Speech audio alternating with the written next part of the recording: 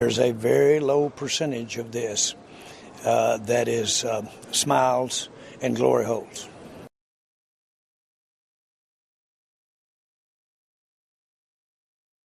No one can seem to agree on anything anymore except for two things: pizza and us. And us. Cruised down, went over to their house. They made us homemade pizza. It was an amazing time. I sat next to Bono. It was a good day. That is a good day. It was. And her parties are incredible in her house, too. Yeah. She does have good parties, and she makes good pizza as well. It's great pizza. Wonderful pizza. All right. I'm really excited about the possibility of having a pizza party with popcorn. Do you have pizza parties with popcorn often? No? Okay. Just checking. You really are a genuine fan. It is amazing. And we've known each other for years. You've been to my house. We've had pizza. Girl after my own heart. We love a pizza or what? We love it. We do. It's so much fun. Now, So tell me about Joe and your relationship with Joe, and what do I need to know? Like, what's the thing about the ice cream? He loves ice cream. Tell me about that.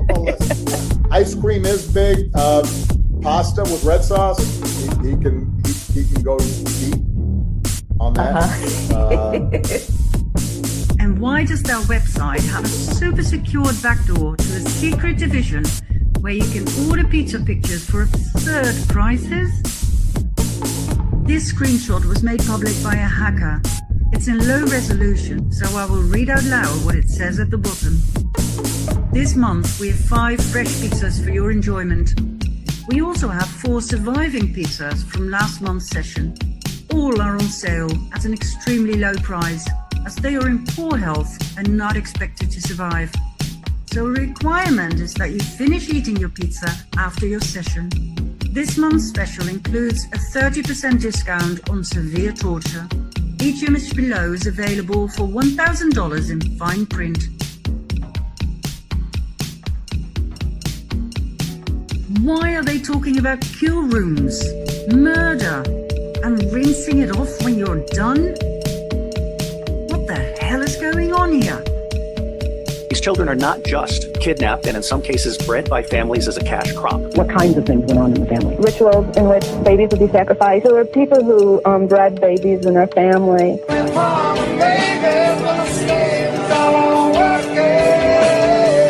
We have people in the United States of America that breed children in order to sell them. And when they are sold, they come without birth certificates, which means it's easier to kill them and have no one ask where they are. We're also importing children by the plane mode. Again, children who have no documentation. It's not just child slavery or child sex abuse. It's also child torture. Survivor, child snuff industry, high-ranking government officials, and military agencies orchestrate it.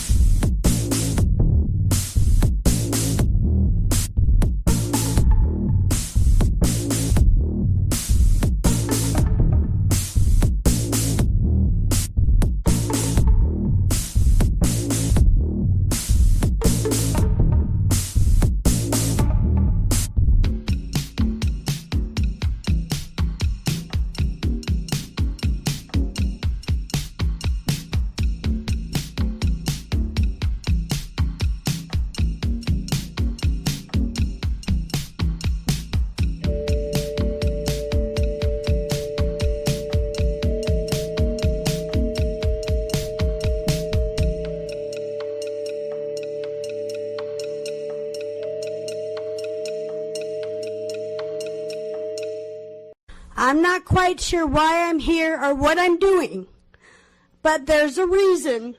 I don't like Facebook, and I don't like the internet. The library blocked my password. Now tell me, does that make any sense to you? Based. This is absolutely lit. This is lit. Ladies and gentlemen, welcome to Pizza Time with Dark Match Steve, formerly known as Dark Times with Dark Match Steve. But right now, we are going balls deep in the pizza stuff. Guys. I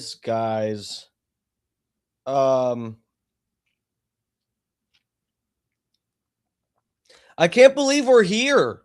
I can't believe there's actually stuff in these files that's somewhat vindicating. I'm sorry I'm on so late, guys, by the way. I've had a hectic day. But we're here, we're queer, and I'm about to edge you. Welcome. Yeah, guys, who would have known? I didn't have Piz Eats a Giz 8 Vindication on my bingo card for 2026. What was I thinking? No, so as you all know, Epstein files, there's been a new drop. There's 6 trillion files that have been released now. There's more files than dollars of our national debt. Or I think it's about even. I forget what we're at now. But anyway, there's a lot. They said if you printed out these files and stacked them on top of each other, they, oddly enough, would be the height of the Twin Towers stacked on top of each other. And they would actually withstand a hit from a plane better than the Twin Towers themselves. That's what they're saying about these files. There's so many of them. It's about the size of both the Twin Towers if you actually printed them out on pieces of paper. Incredible, guys. Incredible. So, lots of people have been going through this. There's a few people who we have we've watched their videos where they break down what's been happening with the Epstein files. We may in fact check out some of these different people that we've covered before. I'm not going to give it away yet, but anyway, there's a bunch of stuff that I do have my notes here. There's a bunch of different stuff that I wanted to get to with all this tonight. I figured it would be a good time to go through pizza and Palestine, guys. And I say Palestine because that's how I recognize that country, as Palestine, okay? From the river all the way to that dang sea, okay? Oh God. No, I'm just avoiding using the I word. You guys know what read between the lines, okay? That country over there in the Middle East that's not majority Muslim, that is the country we're referring to. I didn't want to put that in the title because I think that's just asking for trouble. It's already hard enough out here for a pimp. So yeah, that's what we're getting to, guys. Tonight, this is part 1. Last night, I normally don't stream on Sunday, but we went ahead and watched the full what has been released of the Steve Bannon, Jeffrey Epstein interview. And it was interesting. I wasn't sure what we were going to get from that. A couple of people in my chat helped, enlighten me on the context of all that shit. But it was interesting, interesting to watch. And I guess I wasn't really sure what it was supposed to be. And it was sort of clicking as we were watching it. And then through today and last night, after we watched it, I was like, oh, I didn't realize how much it kind of seems like Jeffrey Epstein may have actually had a hand in the 2008 financial crisis. It's interesting, guys. So anyway, we might actually, refer back to that later this week. So I'm glad we did take the time to watch it and we don't have to spend a whole weekday show going through that because it wasn't that exciting. It was interesting if you're not, we were just chilling, having a watch party. So it was okay. But for a normal stream during the week, that would be a snooze fest right there. Let's be real, guys. So anyway, let me get to the chat, say hello to everybody getting in here and we'll get started. Here we go. Let me get you guys up. All right. You guys are up on the page. You're looking sexy as ever. You guys. Where are we at tonight? Facebook, YouTube, and Twitter, also known as X, if you're autistic and retarded and addicted to ketamine and on the Epstein list. We probably won't be streaming on Twitter for long. If you're watching me on Twitter, get over here to YouTube for real.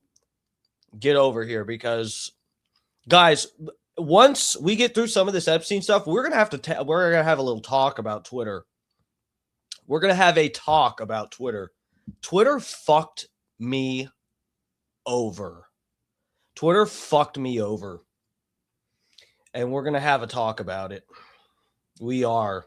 Because I'm going to make sure, I'm going to walk you guys through every little step of what happened. I'm going to walk you guys through everything. And how retarded it is. If you ever decide to spend money with Twitter, I just encourage you to think twice about it, and I will explain later, guys. I really will, because they've showed me they're not gonna fix the problem, so we're just gonna have to talk about it. So anyway, I'm in the chat, lovers. Can you feel me?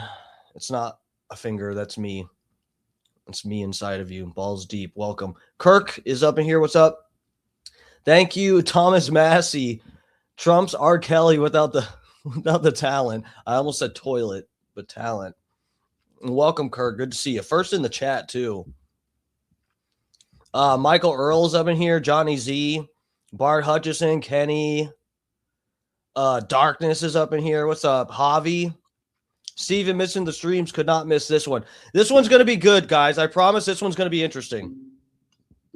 This is a subject I'm not that, I guess maybe more than the average person. I'm a little bit familiar with the whole Epstein situation, but like I'm not that informed on all the nitty-gritty details as it appears some other people are. But I will tell you guys, it is cool to see pizza referenced in here because I am a goddamn savant when it comes to discussing the pizza stuff from back in 2015, 2016. I'm a savant with that stuff. And it turns out, dude, and I've been saying this. I was just telling you guys this like 2 weeks ago or something, where I was showing you guys, we've talked about different aspects of the pizza stuff before on here a bunch of different times, but recently I was telling you guys how if you've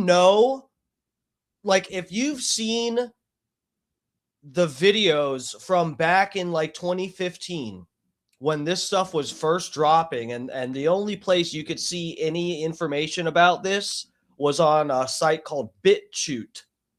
Anybody use that anymore? I mean, I pop on there once in a while, but, BitChute was the only place where you could find these docs that there was a couple people that were basically releasing all the info on this, doing like all the fucking work and the research. And then people were kind of spreading it from there. So if you are familiar with the OG pizza documentaries from back in like 2015, then you know that these people who we were all referring to with the DC pizza thing, Hillary Clinton, Alefantis, Podestas, all that if you are familiar with these things from back in 2015, you know all these people are 1 degree of separation, if not directly associated with Jeffrey Epstein. That is part of what made it seem so legitimate back in the day too, is because it's like all of these fucking people are like hanging out and throwing pizza parties. And then when you see them talking about these pizza parties, it's like you've never heard someone talk about pizza in the context of what these emails and all the fucking weird shit they were saying.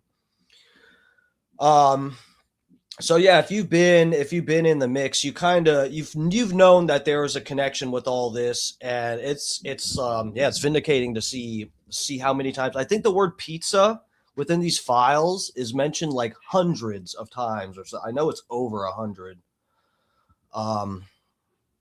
But yeah, let's get to it, guys. Scott Starbird, hold on, let me get through the chat. We'll start.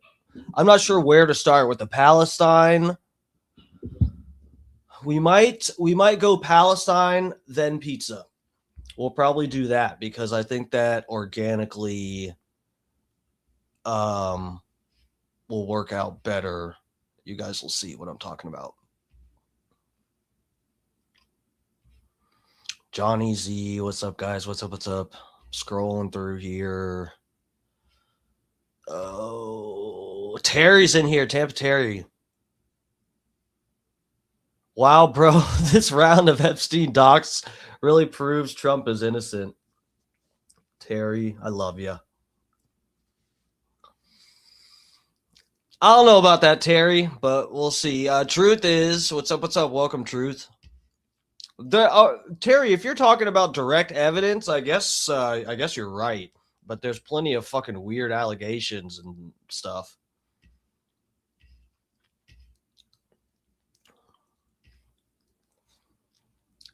Yeah, great job with the show tonight, Scott. I second that. I had to pop in here and there because I was still prepping for my shit, but yeah. Promos in here, love ya.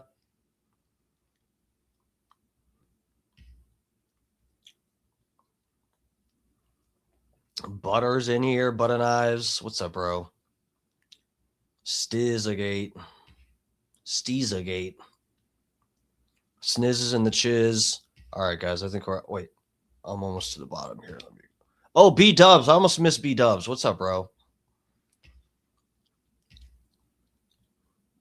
BW's up in here. Double D's up in here. What's up, guys?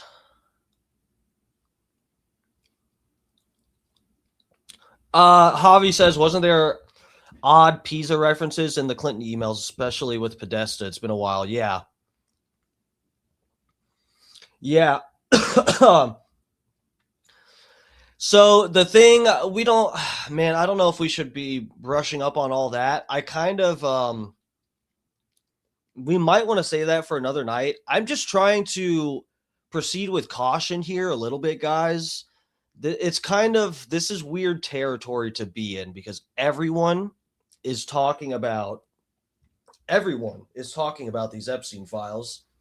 These pizza references are in here. There's a bunch of other people. A bunch of people is going to be talking about it.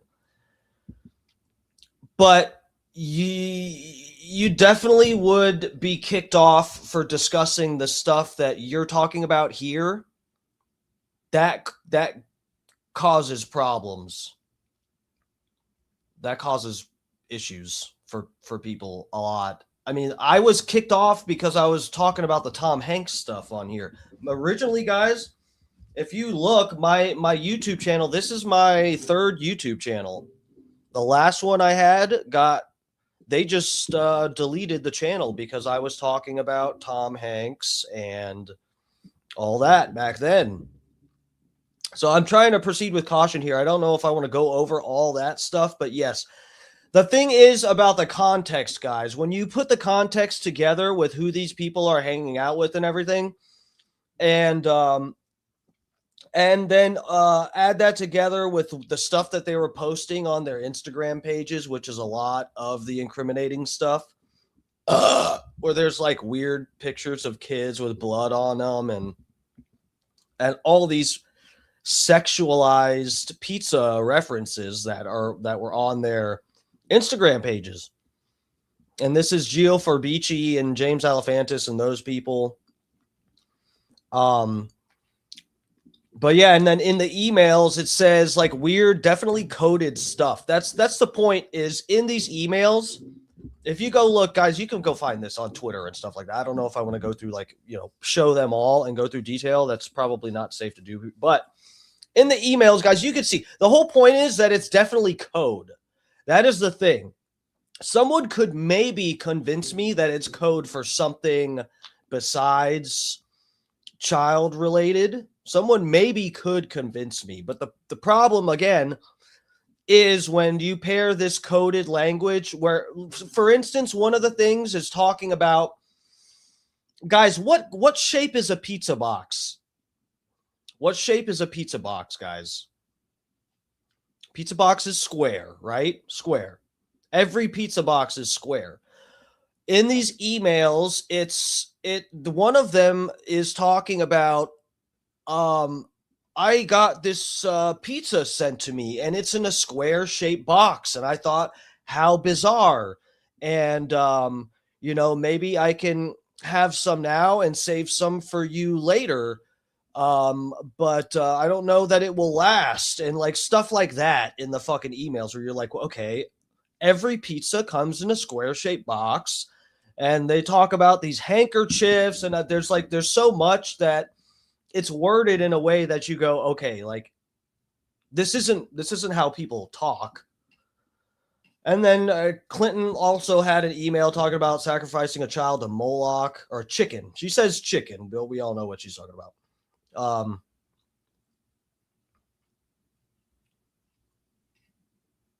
Wait, Brian from Philly? Are you asking me this? Or welcome to the show, by the way, Brian. What's up? And funny faces up here. I skipped some people, damn it.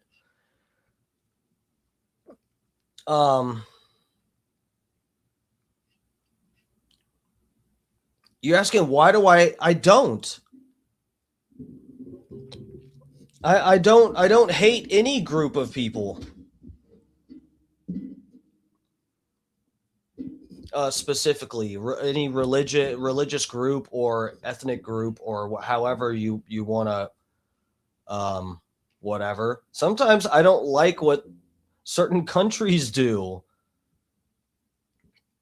It's a country in it's their country in the Middle East that does stuff. So I'm critical of their government for sure. And then I'm critical of every religion.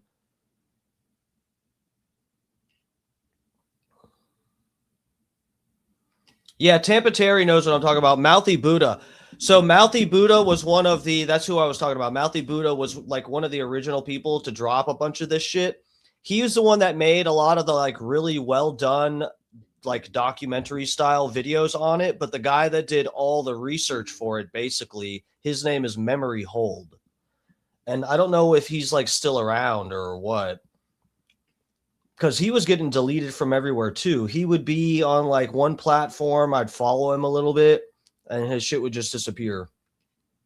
But Memory Hold was like a fucking autistic guy who found all the stuff.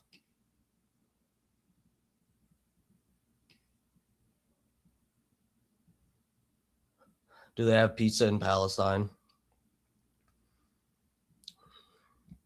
No, because all the pizzas got killed. If you get if you get my drift, all the pizzas got bombed.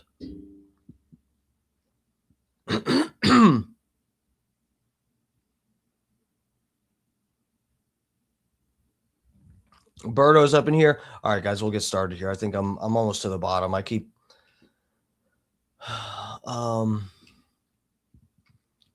Podesta's almost deserve for sure they do, but I don't know if I can do that on here, Terry. I might have to save that for if we can do like a Rumble only night. Okay. No, for real, Brian from Philly, I don't have a problem with those people. For real, I don't. Not in any like special way, more than I have a problem with like Muslims or Christians. I don't like organized religion very much at all. And each religion has its own characteristics that may or may not be problematic. Yeah, from the river to the... I was joking. When I said that, guys, I was joking. I was totally joking around. I'm just fucking around, guys. For real, don't read into it too much. Come on.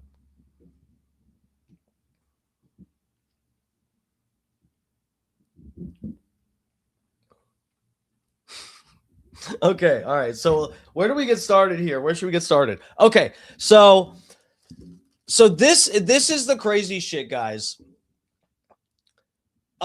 Since we're talking about, Brian said, "Got you." Move on to Epstein. We're moving on here. So this is one of the things, Brian, where I will say, and again, I promise this isn't going to be like a singling out of a certain religion tonight or something like that. Is not what we have planned. But there are, I'll go ahead and put it out there. This might get throttled, whatever, guys. I'm trying to bring you the real stuff here. Okay. There has been all these rumors and what you could call maybe circumstantial evidence or whatever for the fact that Jeffrey Epstein was actually running like a blackmail campaign on behalf of or in some way tied to the country of Israel. Okay. There's been a lot of talk about this. Now, one of the earlier docs from whenever the fuck, this was like at least a few months ago. There were some docs that got leaked or released. It must have been released, not leaked. But anyway, where it showed, we have proof that Epstein, we already had. There's been more that's come out recently, but we already had proof that Epstein was discussing some scheme with Ehud Barak, which is a former prime minister of Israel. Okay. Former prime minister. It's not like this was like a janitor that fucking worked at some government building in Israel. This was the former prime minister, Jeffrey Epstein, directly emailing with him about like messing with the currency of some country or something. I don't remember what it was. We covered it on the stream. We covered too much shit. I can't remember half of it, and I'm ripping the bong when we're sitting here half the time. So anyway, we know he had connections to leaders in Israel and stuff. All right. What's interesting here is to see there are more emails that have come out where he's talking to Ehud Barak. One of these is where Epstein, I believe this one, and I'll let me get him up here. Let me start pulling him up. Where he is telling Ehud Barak about, I guess here, let me see.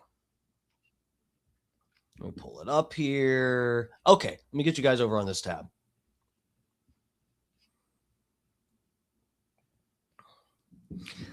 So this is Epstein. You should make it clear I don't work for Mossad. You should make it clear I don't work for Mossad. So again, this is supposed to be to Ehud Barak right here. Going to be London on Thursday. Best EB. You should make it, unfortunately not. You should make it clear that I don't work for Mossad. And then Barak responds, you or I? And then Epstein responds that I don't, smiley face.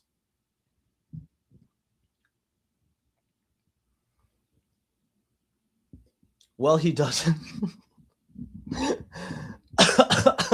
Well, I guess he doesn't work for Mossad, guys. We've we can throw that conspiracy out. Good to know. I'm so glad I'll be able to sleep at night now.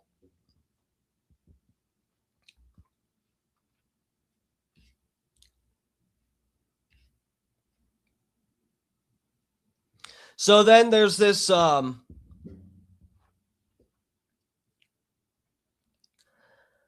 fucking there's several more that seem to be tied to Israel. One of the interesting things, guys, though, and again, I'm not trying to single out religions tonight, but one of the problems that people talk about with one of the criticisms of Judaism is like, at least Christians, if they're referring to non-believers or something, that's what they will call them, is just like non-believers, or I don't know what if Christians even have a specific term, like a slang term they use for believers. They might say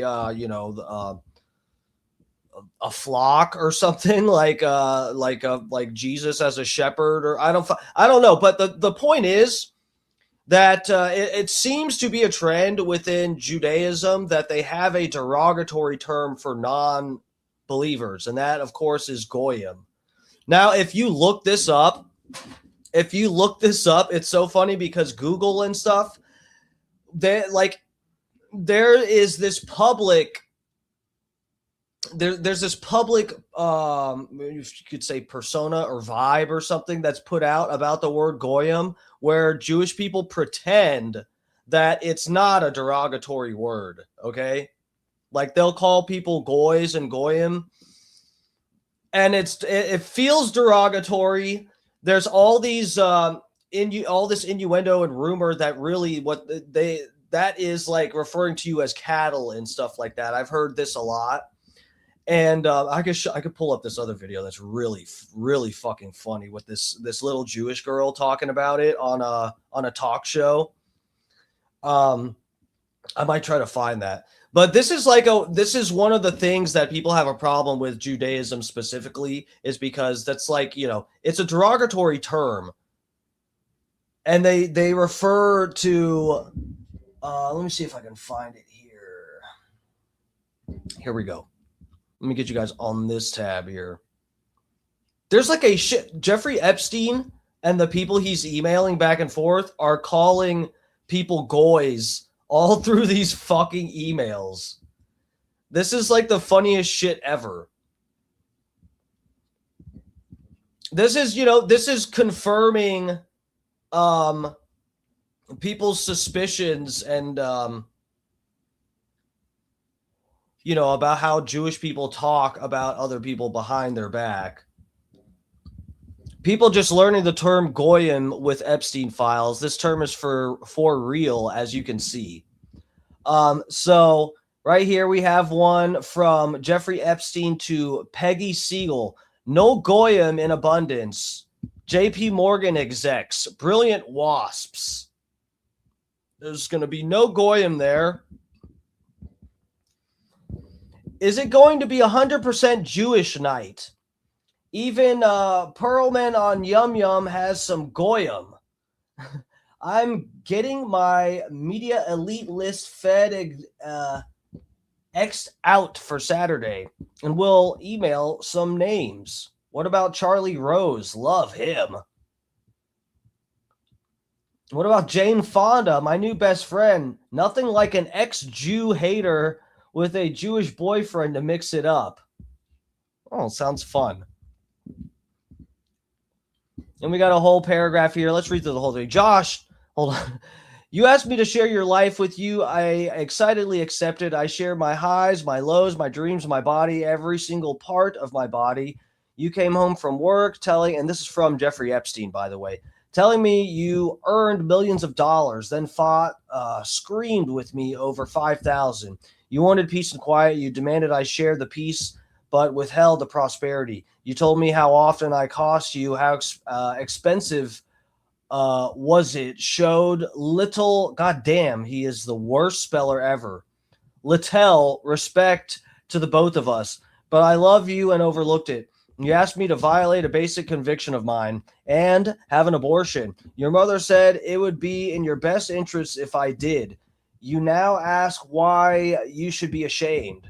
Now that is the high holy days. It's simple. You behave just like the goyim. You do not respect. You behave just like the goyim you do not respect. That's nice. Doesn't this make you want to have sympathy for Dave Portnoy? Doesn't this make you want to apologize to Dave Portnoy and stop listening to Kanye West, guys?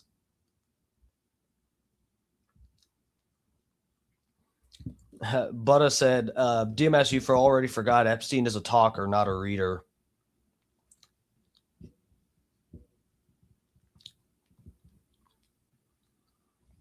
Let's read this one. Oh, this is a good one. From Jeffrey Epstein to Roger Shank. This is the way the Jew make money. Oh boy. This is not, let me tell you, let me be clear. This is not my opinion, okay? This is not my opinion. I'm reading an email, and this is an email from a man whose last name is Epstein, okay? This is not my opinion. I may or may not agree with it. Let's just go with I don't. Let's just go with that. But I'm just reading something, okay? No, for real. Guys, this is wild. This is wild.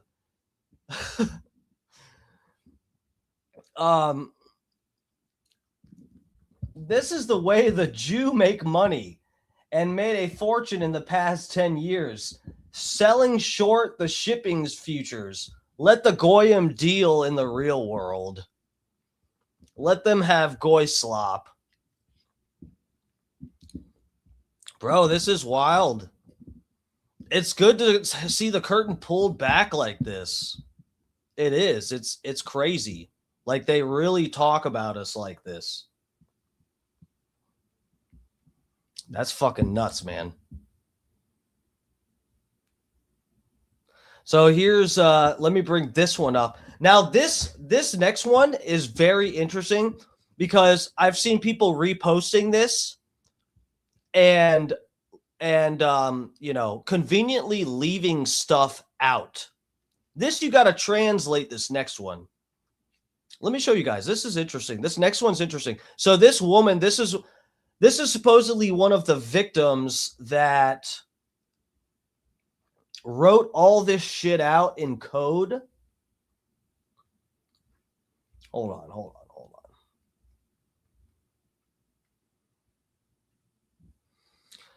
So this is the famous incubator, the famous incubator thing. This girl who is supposed to be between 8 and 11. These are like claims that this girl, she's saying she was used as an incubator for Epstein.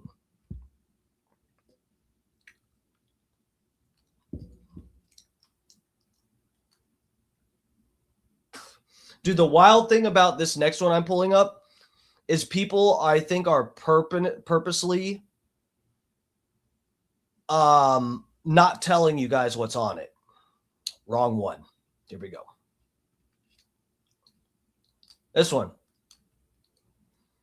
Bro, this one right here, guys.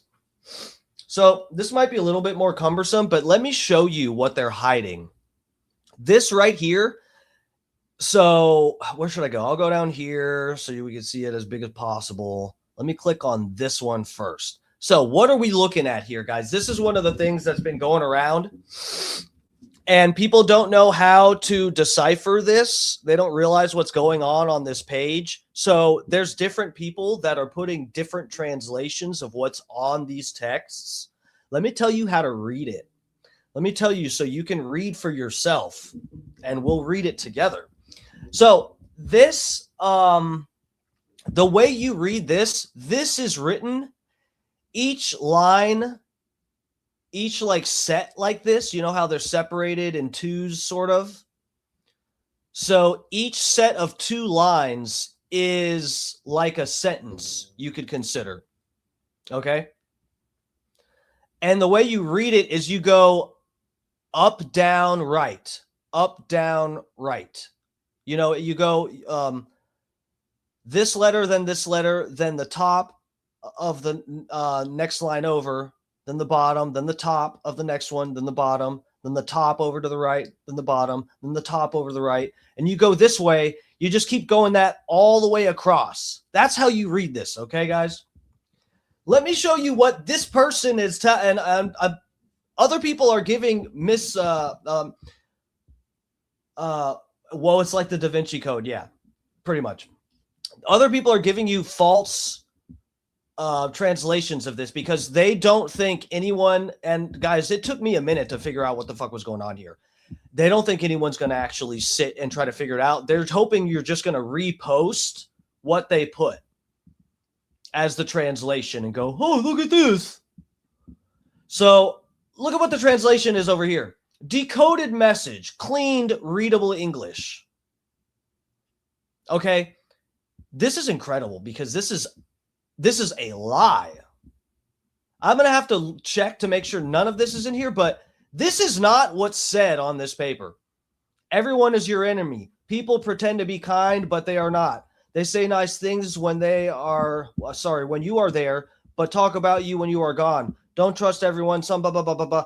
This is not what it says. This is not what it says. Then you have this one and the translation here. Condensed plain English translation only with no analysis. This is not right. This is a fake translation. So let's see what it really says, guys. Hold on. I think I might need to hit the bong before we go down this rabbit hole.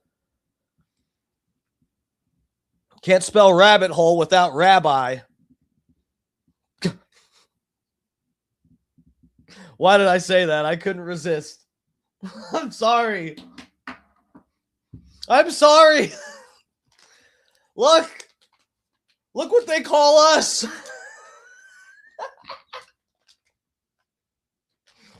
It's not my fault. I'm in character. I'm in character. I'm not responsible for what I say.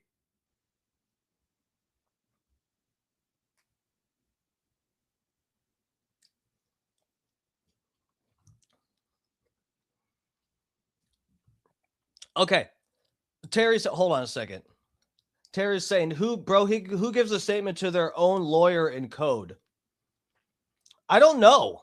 If someone's actually like afraid that if the note got into the wrong hands and they figured out how to read it, then it would be bad. I don't know the full context of this note, but the thing is, this has been going around and people are reposting it with false translations. That's my point here, Terry. My point here is not that this is 100% proven to be factual information of what happened on the island or whatever.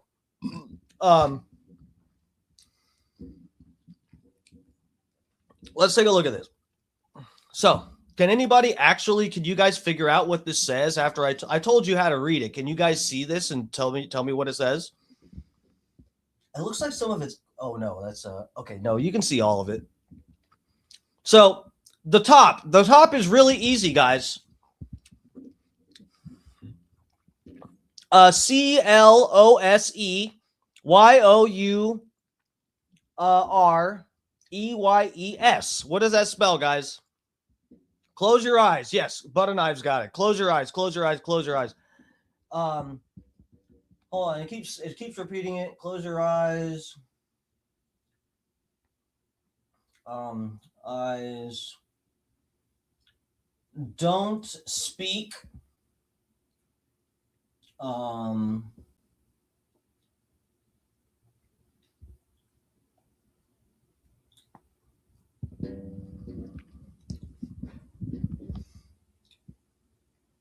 So that, yeah, something like, then the bottom line is, let's see.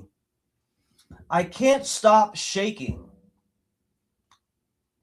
So ICANTSTOPSHAKING. I can't stop shaking. And it's been a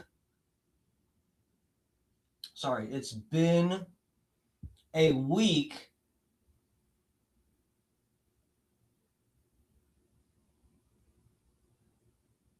Man, what does that say? It's been a week and something.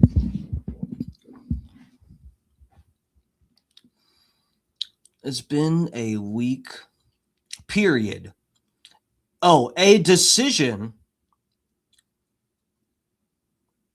A decision was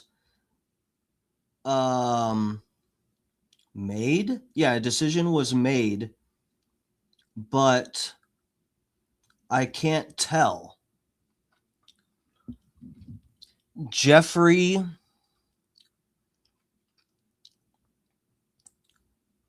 the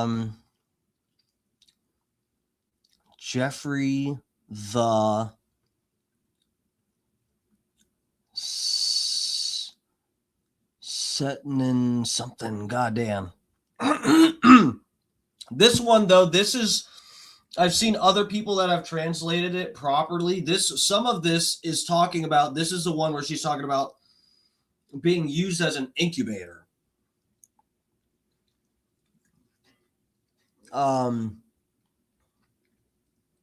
But here's the part that they're leaving out of this that is also significant here. That goes with the Israel theme, guys. This line here, this is the interesting thing, because you'll also see this other places where they will admit that it says something about an incubator in here, which if you write this out legibly and then figure out where the words stop and start, you can figure out what all this says. The point is, you go to this line 4 here.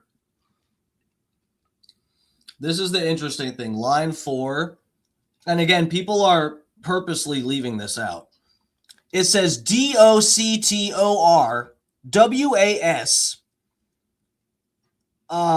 So that says doctor was. This is referring to the doctor that did the abortion or something. I think that's what they're referring to in here, is the doctor that did whatever procedure, whether it's an abortion or, but it says doctor was a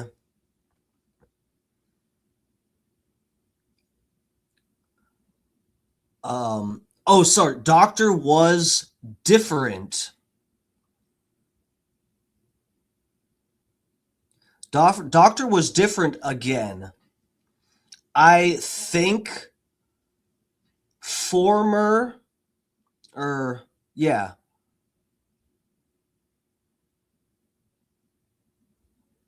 is Israel.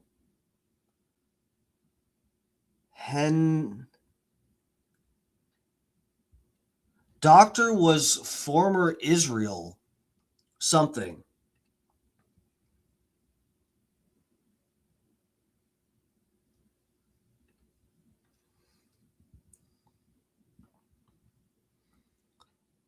Doctor was different again. I think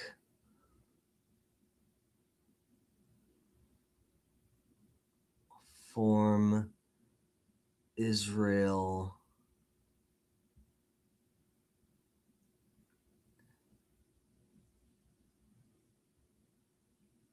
Former Israeli head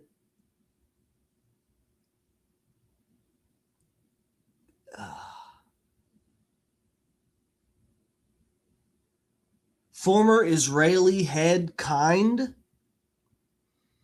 eyes but didn't speak directly to me. This is continued to the line beneath. So former Israeli didn't speak to me. This was different.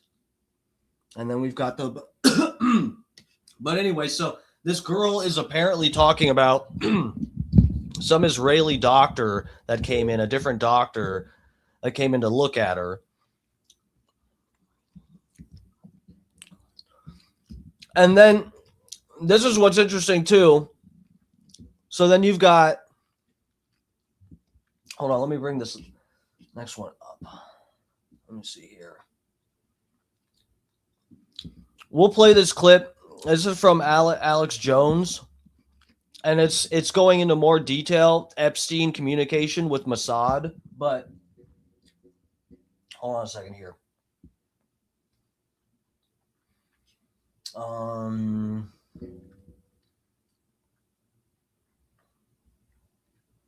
Where is the torture one? So this is the torture one. We discussed this last night a little bit. There is one of the emails that mentions it's someone who's emailing Jeffrey Epstein. And in the email, it's redacted who the email is from. But Oh, and this is funny. We've got Todd Blanche too. Okay, so this is the email. Someone edited Todd Blanche into this. Let me get you guys on this other tab. The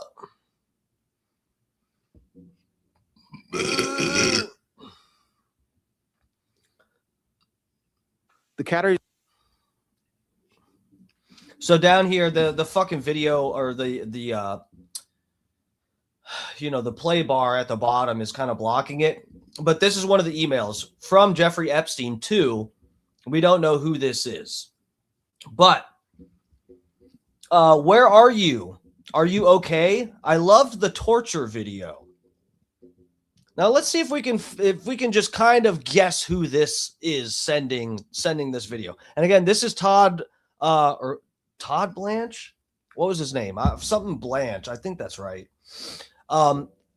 Explaining that any video. God damn it. Any videos that depict death and torture and stuff, I think he's saying won't be released or something. The categories of documents withheld include those permitted under the Act to be withheld. Files that contain personally identifiable information of victims or victims' personal and medical files, and similar files, the disclosure of which would constitute a clearly unwarranted invasion of personal privacy. Any depiction of CSAM or child pornography was obviously excluded. Anything that would jeopardize an active federal investigation. And finally, anything that depicts or contain images of death, physical abuse, or injury, also not produced. Although the Act allows for withholding for items necessary to keep secret. So it sounds like you'd think if there wasn't stuff like that in there, they would not qualify, their release with like, oh, of course, we assume there's CP stuff, right, of kids, and because that's what this is sort of related to. There's no, like, in terms of what has publicly been hinted at, admitted that is, likely to be in there, everyone's under the assumption that there's CP. I think that people are few and far between who actually think that there's torture stuff. You have to be weird like me and have been keeping track of this pizza stuff since back in 2015 to assume that, which I have assumed this whole time, that of course they're giving us bullshit. They're going to take Epstein and Ghislaine to court over some bullshit, oh, you trafficked a few women and, banged them with your egg-shaped cock. Whoop-de-doo. Go to jail for a few months. And then pretend that they address the issue when really, as you'll see, guys, this is like a whole fucking... This is a lot worse than what it has looked like. And why would they get out ahead of this? If there weren't videos and pictures and evidence of like death and brutality and torture, why would they say, of course we can't show you those videos? We're not, if there just happens to be videos of torture and death, snuff films, we won't be able to release those. I'm sure you guys understand. Why didn't he go off on why didn't he say, and if there's aliens, if there's videos of aliens in the Epstein files, Bigfoot, unicorns, I'm sorry, we won't be able to show you those either. Like, he's not just going through a list of hypothetical random bullshit, right? He has to be referencing some stuff that's in there to be saying, oh, well, we're not going to be able to show you guys that, because eventually, I think it will come out that there is that stuff, okay? And here we have what I would consider circumstantial evidence where Epstein is emailing someone else about how they liked their torture video. Yeah, this is one sent Tampateri asked. This is from Epstein, yes. Now, would it surprise anyone if people thought that this might actually be Benjamin Netanyahu that Epstein is messaging here? And that's why this is redacted. You guys remember, okay? Remember that the people that they were supposed to be redacting from this are the victims, right? You remember that, right? And even if, just think, even if you try to use this fucking bullshit logic of, oh, well, you don't want to make victims of these men who are mentioned in the files, but really they didn't do anything. You don't want to make them victims, so we're going to redact some of their names too. Bro, how are you going to make a victim out of someone who is talking about showing other people torture videos? How is that protecting a victim by redacting the name of someone who is sending torture videos to people? Could someone explain that to me? We understand, right, guys? I'm just making sure we're all clear here that this isn't on the up and up. We're not just protecting victims, right? These are not like fully redacted files. This isn't transparency. But here, let me see if I got somebody here. I'll drop you guys here for a second. I got to be careful with Twitter because, you'll just be scrolling and then you'll see like tits and ass or cock and balls or something. So here is, let me get you guys back up here. Oh, wait, no, hold on. We're over here. Okay. This it? Yes. Okay. Because it's Bibi, Benjamin Netanyahu. So, yes, some people are thinking this is Benjamin Netanyahu. Why do they think this? Let's walk through it here, guys. And of course, I'm not saying that I know for sure whatever. We're just, unfortunately, we don't have transparency, so we're forced to speculate. They're forcing my hand here. I don't want to speculate about this. I don't. But they forced us. So, here's the email again. So this is the first part. Where are you? Are you okay? I love the torture video. This is from Epstein to somebody else. Then this person responds to Epstein, says, I am in China. Will be in the United States second week of May. Sent from BlackBerry. Where was Benjamin Netanyahu? Oh, Israeli Prime Minister Netanyahu meets with Yang Jiechi, whatever the fuck, Minister of Foreign Affairs of the People's Republic of China, April 23rd. So, go back over here. April 24th, 2009. This is when he is saying he is in China, whoever this person is. Turns out Benjamin Netanyahu in China in April after April 23rd, around April 23rd, he is in China. And wouldn't you know it, second week of May in 2009, Benjamin Netanyahu was in the United States. As is said here in the email, I'm in China, will be in the U.S. second week of May. That is exactly what Benjamin Netanyahu's travel schedule was for that time. Is it a stretch? Is it a stretch? How much of a stretch is this? Epstein is already on a direct email relationship with Ehud Barak, the former prime minister. Is it that much of a stretch that he is messaging Benjamin Netanyahu? Is it really? And it happens to what this person, the redacted person here, their schedule, what it was for that time, happens to line up exactly with Benjamin Netanyahu. I say case closed. That's what I say.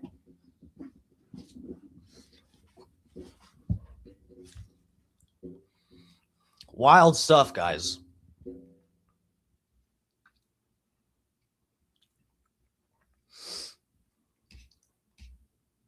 All right, here, let me pull up. Let's watch.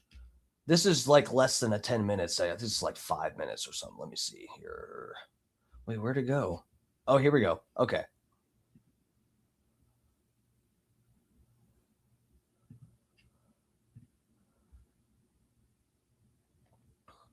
They're doxing victims and redacting the perpetrators. Exactly. And by perpetrators, we mean prime ministers.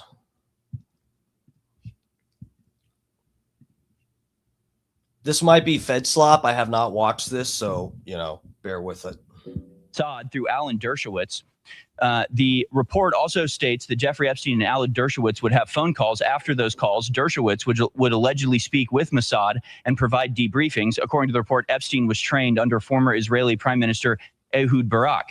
And there's actually been a release of an audio file featuring Epstein talking with Ehud Barak and talking about setting him up with a profession once he gets out of office. Let's go to clip number 26 here. This is an audio file from Jeffrey Epstein. There's a long, hour and a half long conversation that's been posted along with videos and photos with all these documents. Here's Jeffrey Epstein advising Ehud Barak. He thought there was two cyber companies. Look out, and even though I know Peter, I've never met Peter Thiel, and everybody says he sort of jumps around and acts sort of strange, like he's on drugs. Smoking, yeah. He looks under drugs. However, he has a company called Palantir. He looks under the rugs. What the fuck? Bro, is that he looks under the rugs? Is that some Israeli phrase for calling someone a junkie? Like you're looking for rocks on the floor? You're looking for crack rocks that, fell on the floor? Remember, like Hunter Biden was talking about, he smoked Parmesan cheese because he was digging through the carpet for crack rocks. I like that. He looks under the rugs. Pallen. Tier. Palantir is Peter Thiel's company. Oh, and look at this, guys. Here we have Jeffrey Epstein. I don't know what he's about to say. I can imagine he's about to say, even though Peter Thiel is a crazy gay crackhead, this Palantir company is pretty cool, okay? So keep that in mind. Keep that in mind as, the Palantir company run Doge. And look out. Palantir, Palantier? Yes.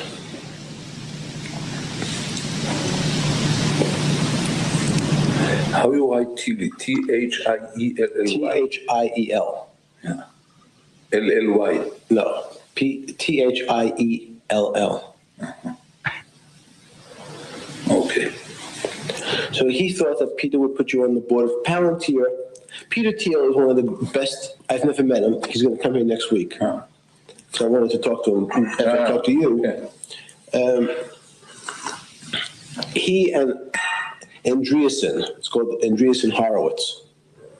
Andreessen Horowitz, that's what they pay Larry $1 million a year. Just to advise them. Andreas and Andreessen,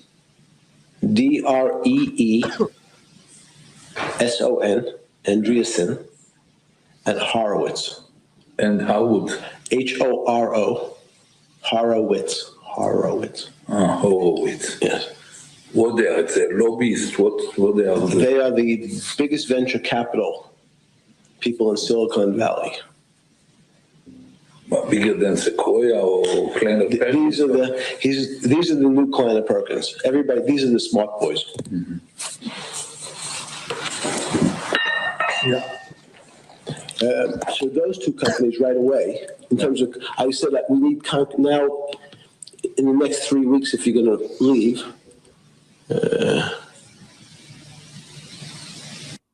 All right, so that was posted by DropSite, but again, that was in the file document from Friday. As Mike Binns notes at Mike Binns Cyber, quote, "I'm utterly blown away in this new audio on the Epstein files. It shows the secret conversation you fear every high-level government official might have with an outsider fixer to hook them up the moment they, quote, leave the government for the private sector. Here, Jeffrey Epstein teaches Ehud Barak, while he's still Minister of Defense in Israel, but on his way out, how to make millions of dollars in the private sector by first compiling a list of people who owe him favors for his 40 years in government service. Epstein then told Ehud Barak to pursue Peter." Bro, this is guys, this is one of the things that they do.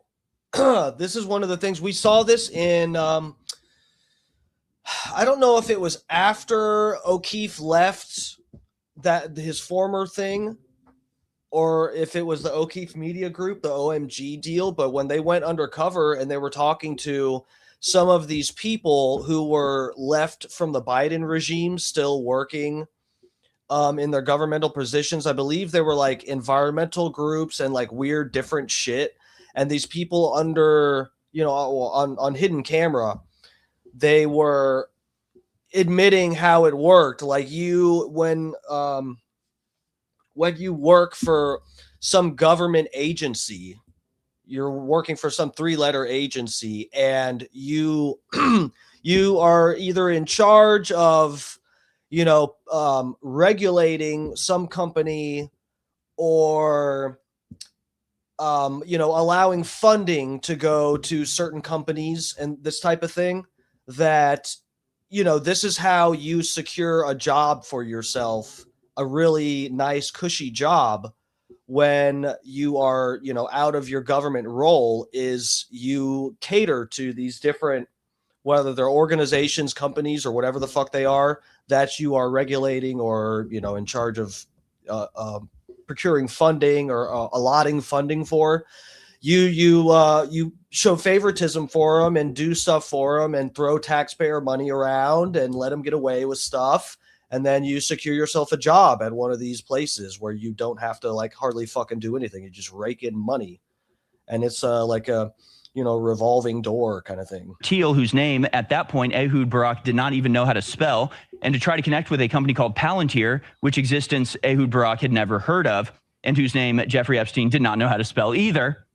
Credit to Ryan Grimm, whose clip burst I saw. Look for this. I used Grok to backtrace the source from the audio. But interestingly, this took place in February 2013, which seems to line up with the audio saying Ehud Barak is about 71 at the time of recording, as Ehud Barak is 83 today. In February 2013, Palantir did not have any agreements or,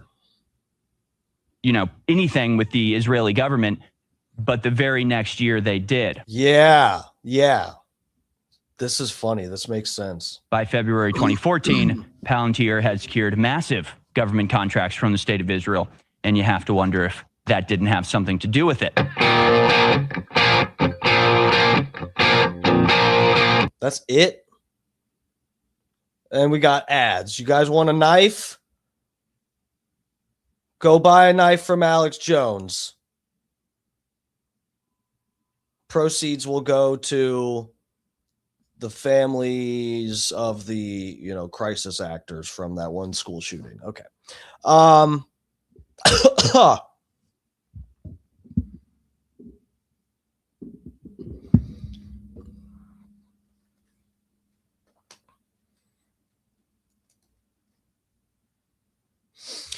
Okay, so this is, I feel like this is a good direction to go with. And guys, this is the thing, is there's so much shit. I can't believe it's already like almost 9:30, and there's so much stuff to like go through.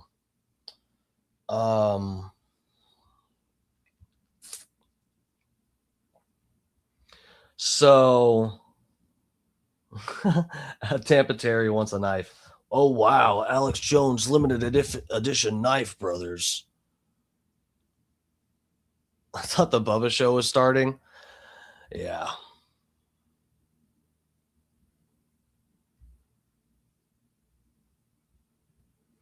All right, so let me bring these next ones up. This is this is interesting, guys. People have been discussing this. Let me see, because I don't know how much. I know there was some emails that have come out. So there are emails that came out between Jeffrey Epstein and what is this guy's name? I didn't have this in my notes.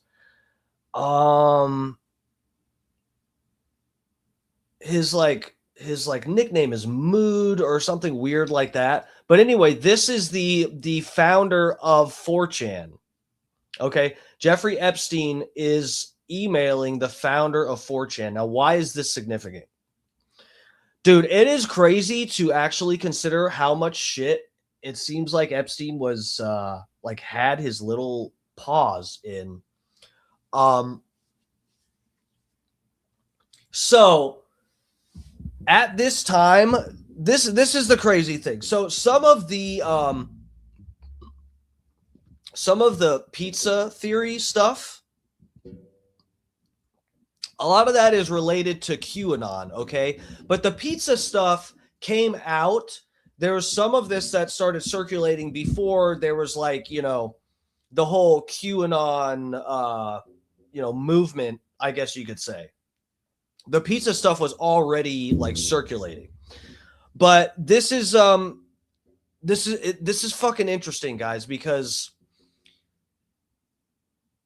so all this stuff, a lot of the pizza stuff and the QAnon stuff was dropping on 4chan in the poll, the poll board. I hardly know anything about fucking 4chan. I just know a lot of this shit. There's different boards where people will discuss different subjects.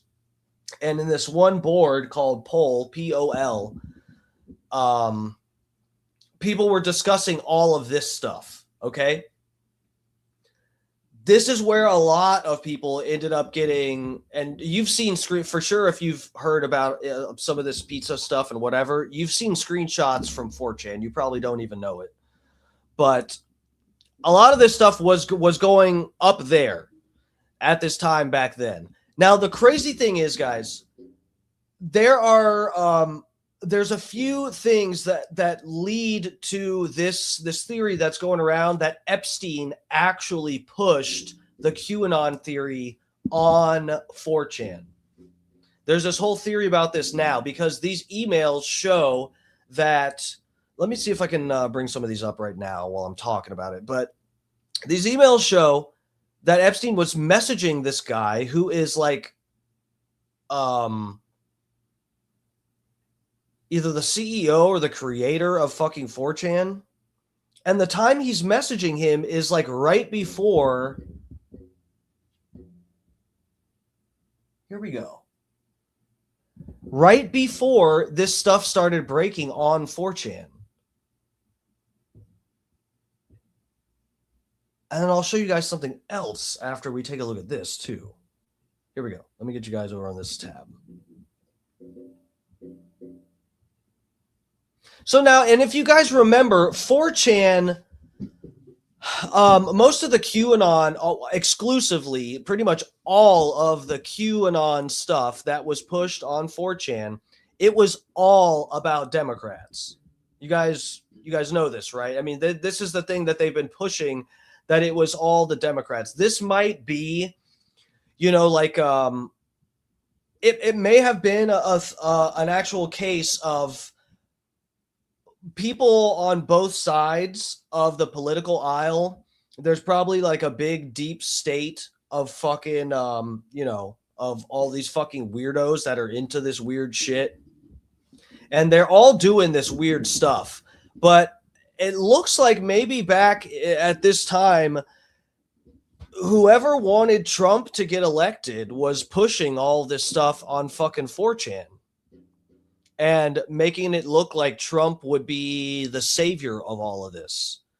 And it's just really funny how all of this lines up. So this one email.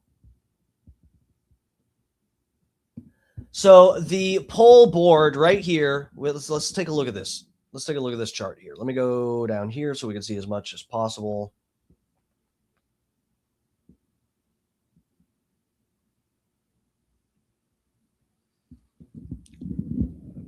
Okay, so this is, here we have an email. This is Jeffrey Epstein.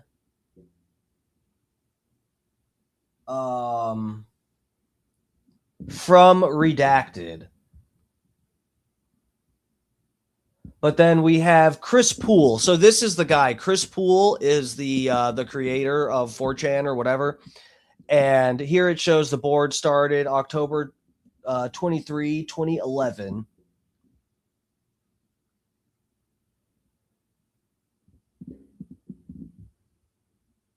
And then these are the different emails with them going back and forth. 2011. So from Jeffrey Epstein. So yeah, this is showing Jeffrey Epstein is talking to him and meeting with this guy just before, like right around this is right around the time that it's launched. This is less than a month. And this is Jeffrey Epstein to Leslie Groff saying, tell Chris Poole to feel free to bring anyone he thinks is clever. Chris Poole has confirmed he will come see you at 3 p.m. on Sunday, January 29th.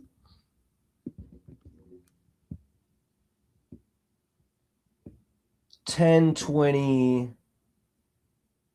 Yeah, so okay, no, so this is before here. This is days before. So 10:20. Last night and this morning in, I guess, South Florida, SF. Fun. Also met some interesting people. There's a cool kid that you should meet. Christopher Poole. He is only 23. Read his bio. The rest of the day in Seattle. Tomorrow morning in New York City. What's the plan? R.E. Woody.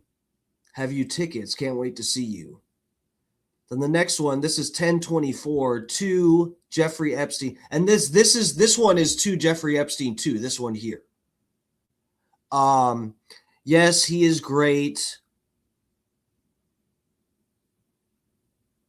I had no clue who he is when we met. We talked to almost an hour nonstop. He will be a friend.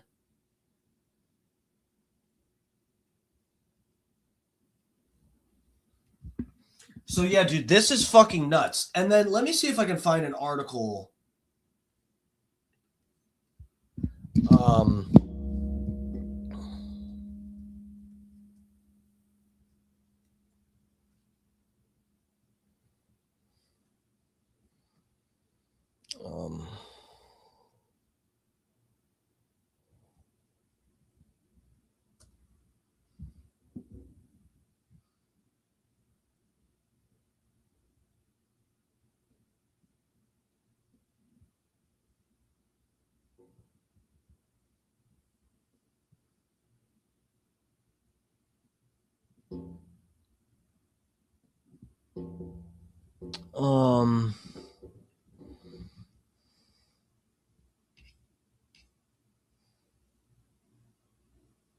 God damn it, we got ads all over the place.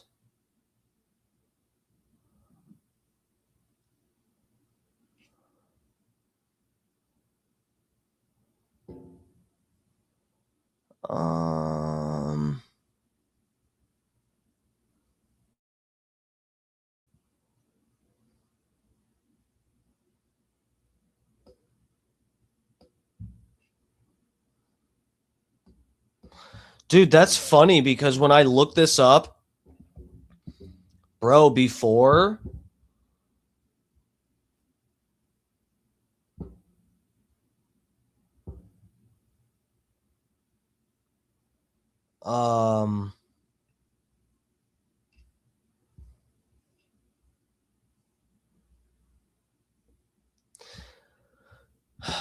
here, let me get you guys over on this tab.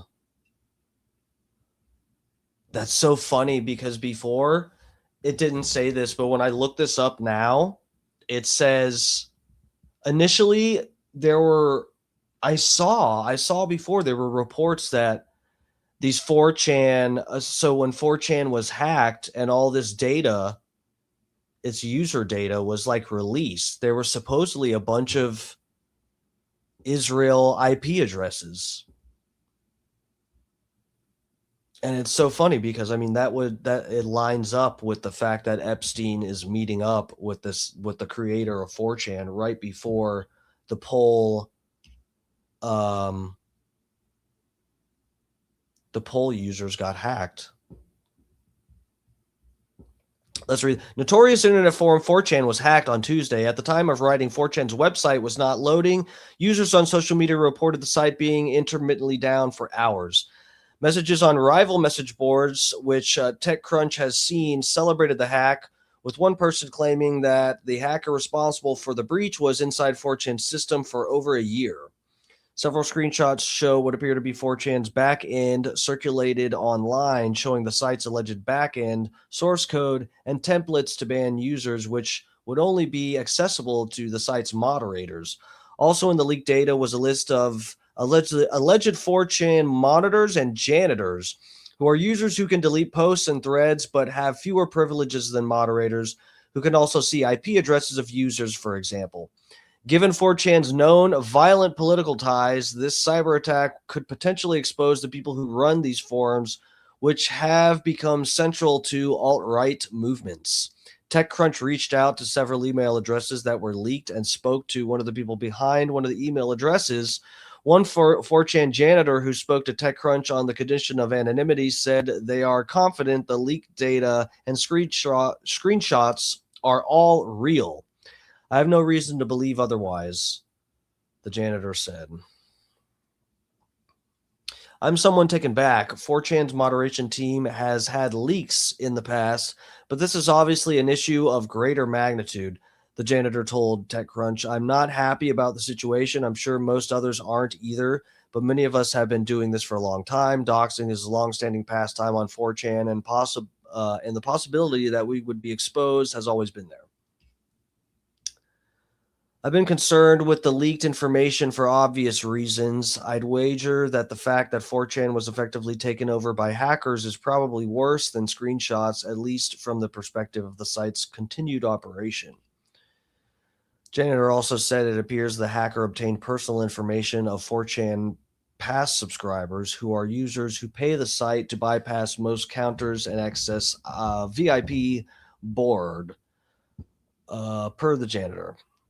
4chan didn't respond to email requests, comments sent to the site's press email. Anonymous, Pepe the Frog.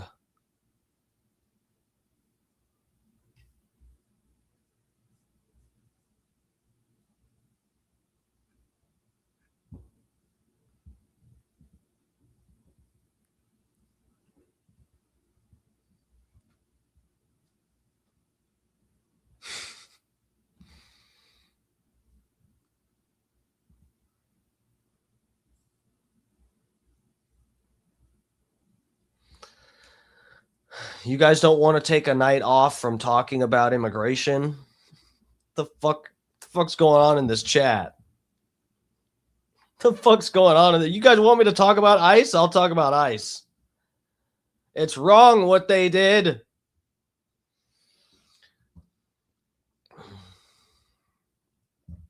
All right, let's go on to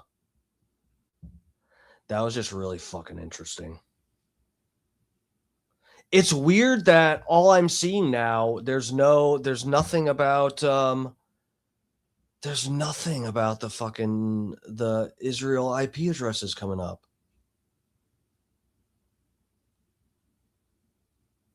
And look at the AI overview. Look at this, guys. April 25, 4chan experienced major breach, IP addresses. Suggests hack might be actors, a displayed message, you got hacked. Previous ban section of the site. There's no credible evidence connecting the breach to a specific Israel IP address. I don't know about that.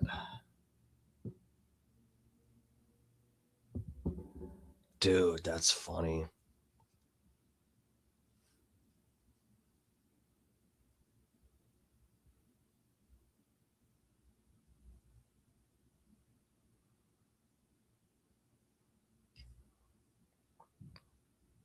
All right, here, let me drop you guys down here.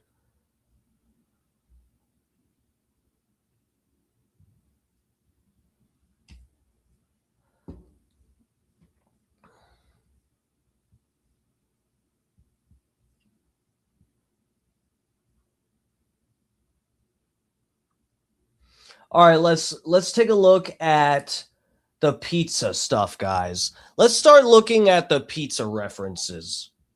Statistically, you have to think, how often do you imagine people would be emailing about pizza. Can I ask anybody in this chat, have you ever sent an email about pizza? Let's just start there. Has anyone in their whole fucking life sent an email about pizza? Not to Papa John's or Domino's, huh?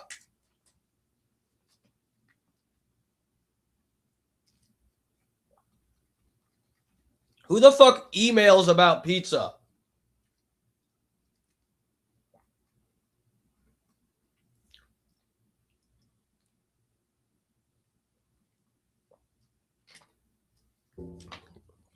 It's my last protein shakes of the day. Here you go, guys. Don't worry about it. Does that look fucking disgusting?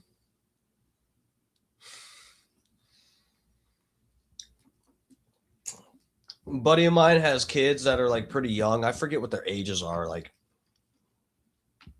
I forget how old they are. But his little girl is the middle-aged girl. She's from the Middle Ages. I was drinking one of these in front of her. This has a bunch of stuff in it. There's chunks in it. It looks kind of funky.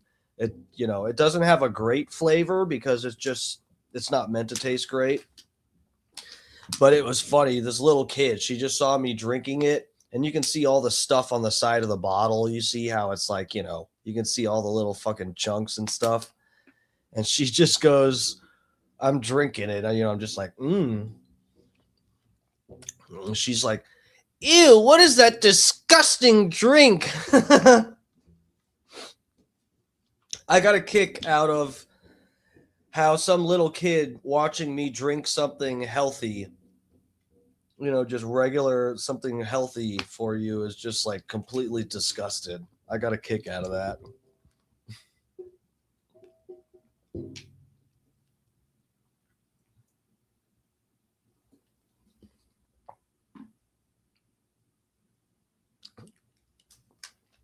I don't think it tastes bad, but if the little kid, my friend's daughter, who I'm referring to, if she took a sip out of this, she would definitely puke.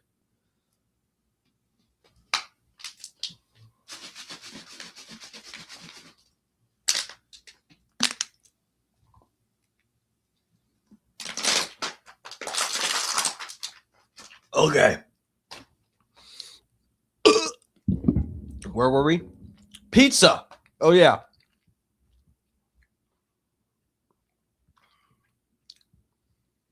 Oh, fuck. Hold on.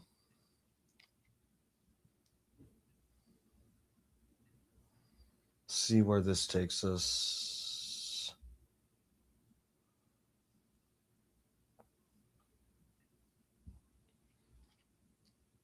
Let's check out some of the pizza mentions, guys. Yeah, I know I clicked that. God.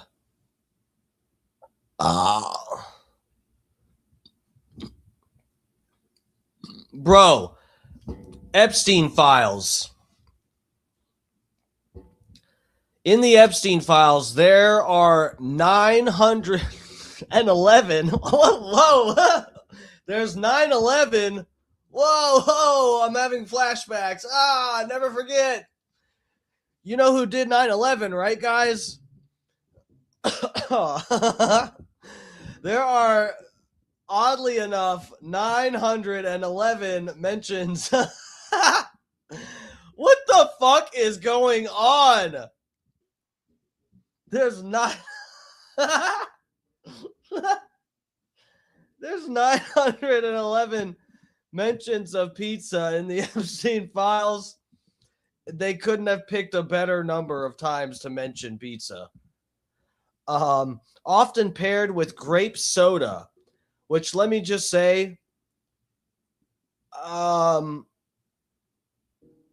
did that. I'm sensing racial connotations, and I don't like it.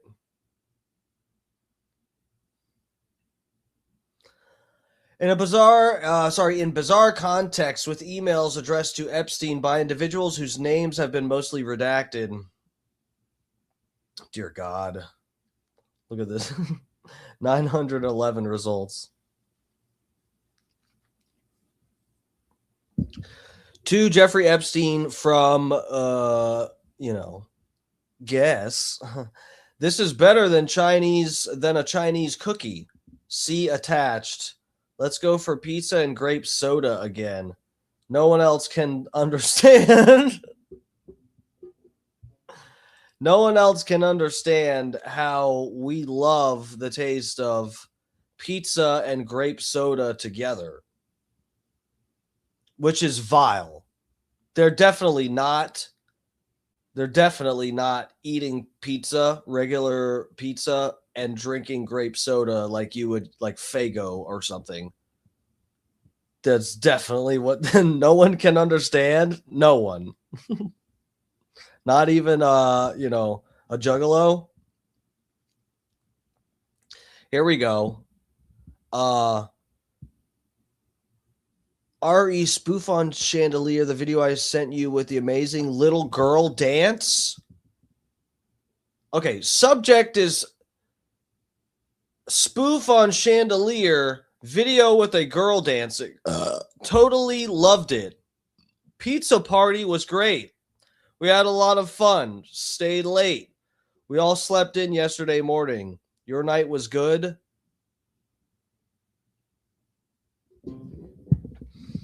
What do we have here? Two redacted from Diane.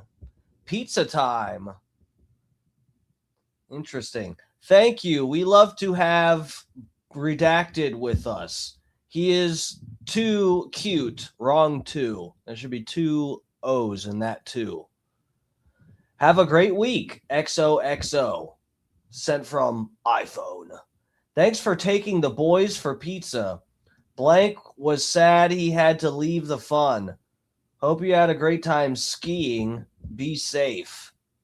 Got it. 410 will be there. Yum, that looks good. The boys are really cute too. I just need Blank by 410. He needs a quick shower, then going to the doctor for his annual. Subject pizza time. Bro. Can we all just, one lesson I think everyone should learn from this is to just don't email about pizza. Just don't do it.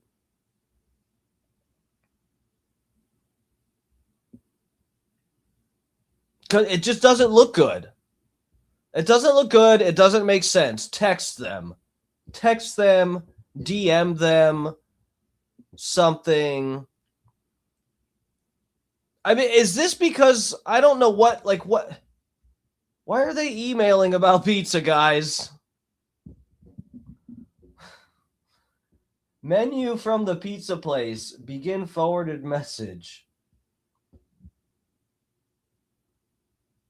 Pizza. Pizza Amore.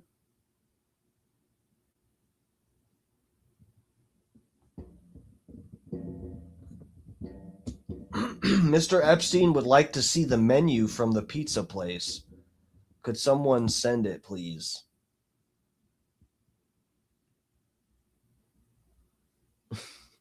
No more Domino's for me. Papa John's missed out on all of this.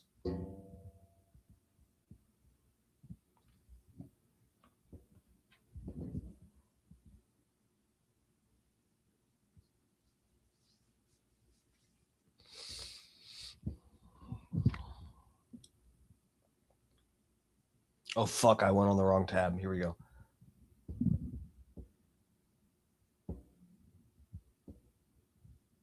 Send pizza to Bobby. Oh, okay. So, dude, I saved this too. This is Bobby Slayton. So this guy has deleted his fucking social media and stuff. Or I think his Instagram, last I checked, was just set. He had set it to private now, but his Facebook was still public. Here, let me do this. Let me get you guys to the Bobby Slayton messages. Which tab is this? Where to take you guys? Do this.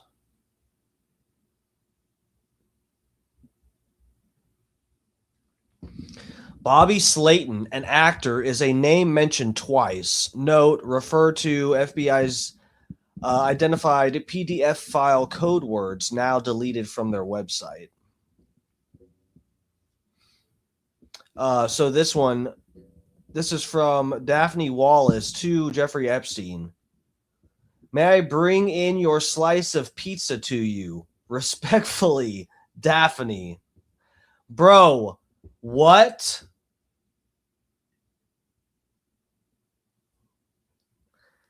May I bring in your slice of pizza to you? Respectfully, Daphne.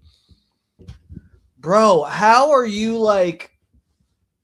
Who is talking about bringing someone a slice of pizza like this? Respectfully, may I bring you this slice of pizza? It's scared and it's misbehaving. Respectfully, Daphne. I don't fucking know.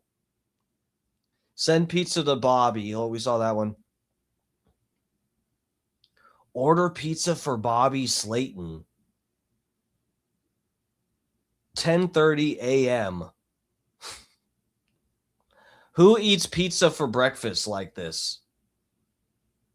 People don't order fresh pizza for breakfast. If you eat pizza for breakfast, it's from the night before. Everybody knows this. Case closed. He's a PDF file.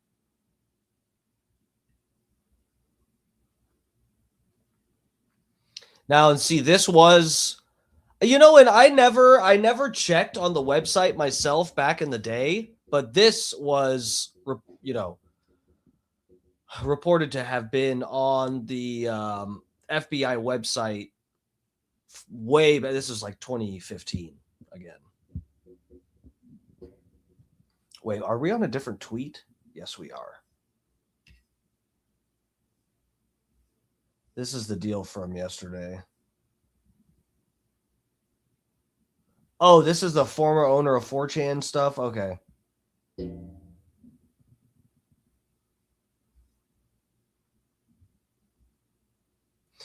This is the fucking Prince Andrew thing. Hold on a second.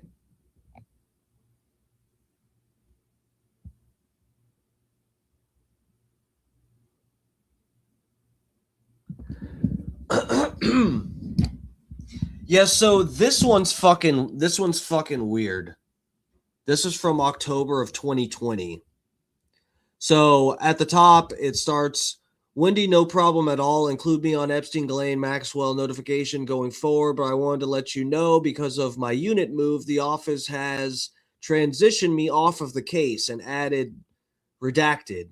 So if you wouldn't mind including her on my notification, please, thank you. And I hope you're doing all right these days, given all the circumstances. Oh,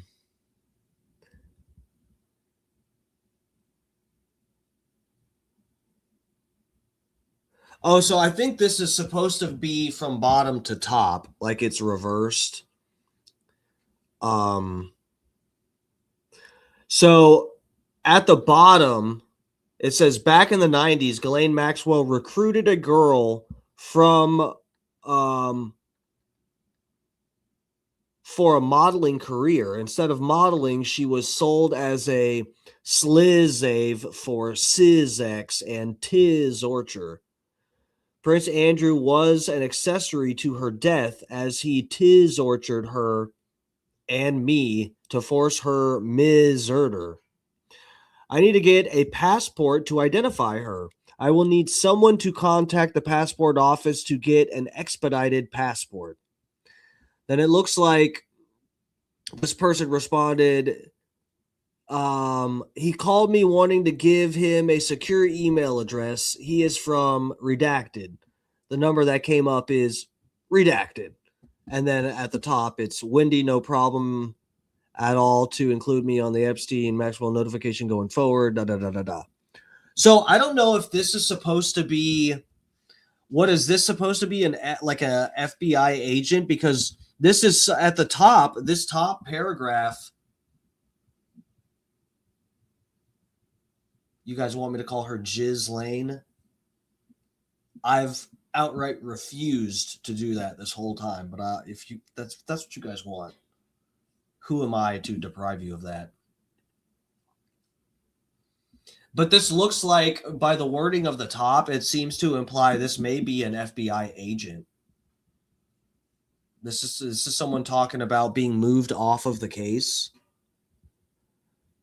Because of my unit move, the office has transitioned me off of the case and added redacted. So these are probably different FBI agents, right?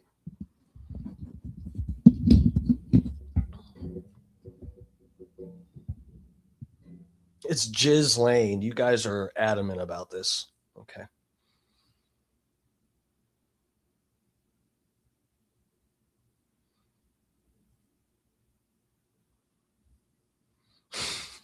I'm okay with Jizz Lane Maxwell. Jizz Lane Backshot.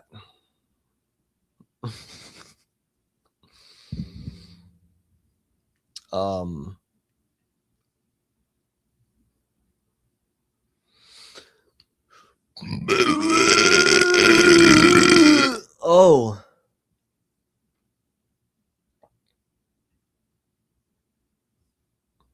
Here, let me do this number.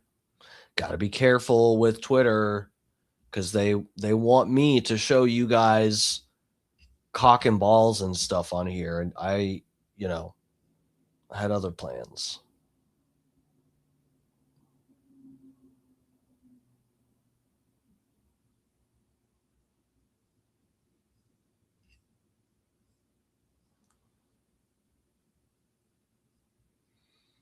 Here, let me go. Bobby Slayton deal.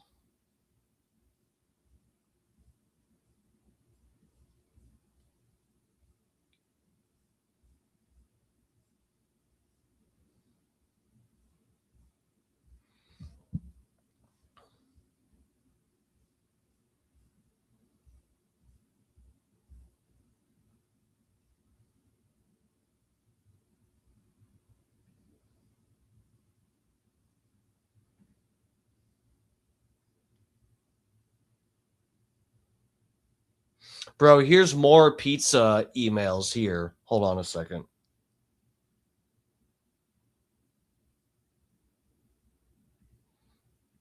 Dude, I hate what Twitter's done.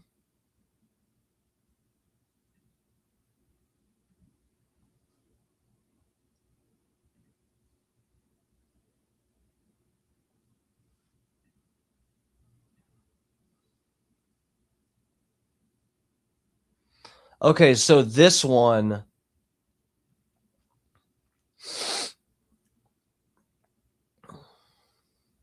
So this is from Redacted to Jeffrey E. Subject is the Pizza Monster. The Pizza Monster, ladies and gentlemen. Interesting choice of words. Okay. So again, we're going from bottom to top.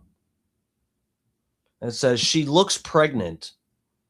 And then you mean radiating a soft glow with the look of bliss and excitement. Yeah, that's the pizza. I don't know what the context of this is supposed to be, but if I'm reading this correctly, they're doing like innuendo, double entendre stuff. Because like if you understand, guys, the Pizza Monster, I don't know if this is it. This may have been they sent a picture of some woman who was pregnant, and this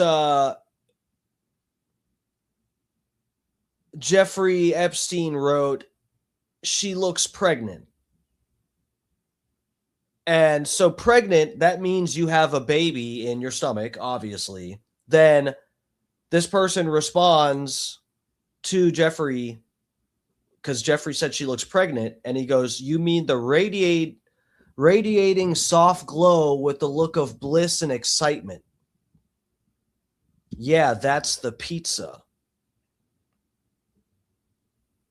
As in, you could interpret that as them saying, "Oh, that's the pizza, that's the baby, because she's pregnant. Yeah, she's glowing because she's pregnant. That's the pizza." And again, we know that Epstein, I mean, apparently there's some kind of to some degree evidence that he was impregnating some of these like girls and may have gotten them to have abortions or something. I know one of the pictures, this is one of the pictures that came out, he's got paternity tests on his desk. It's like his office desk or something that he's got he has them sitting there on the desk. So I wonder if he had impregnated some girl and then sent pictures, and this person's like, "Oh, she looks pregnant."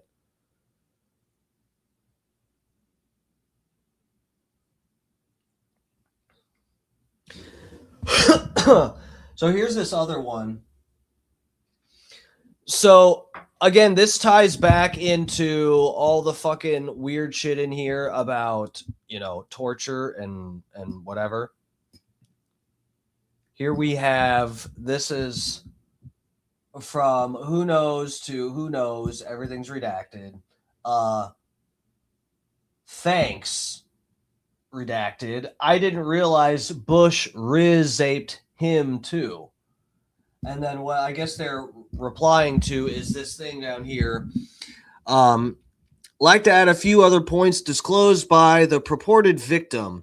While on the yacht, he witnessed African-American males having sex with blonde females, all of whom were bleeding during intercourse. Oh, yikes. Then he has a victim of a type of ritualistic sacrifice in which his feet were cut with a scimitar but left no scarring. I think that's what Tampa Terry was talking about. On the yacht, he witnessed babies being dismembered, their intestines removed, and individuals eating feces from these intestines. He was also riz-aped by George Bush I.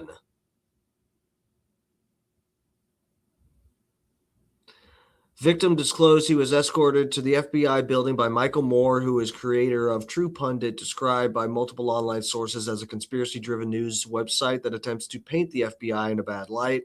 Moore has a criminal record as a result of an FBI investigation, copyright infringement.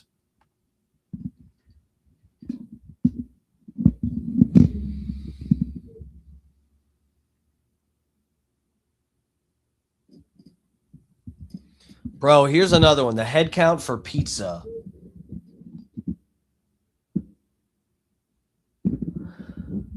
So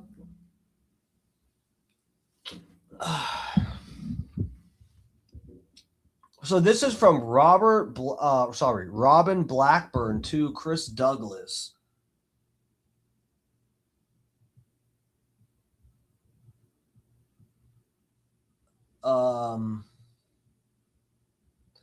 Does the pizza offer include those of us who can't make the meeting because we're out here editing?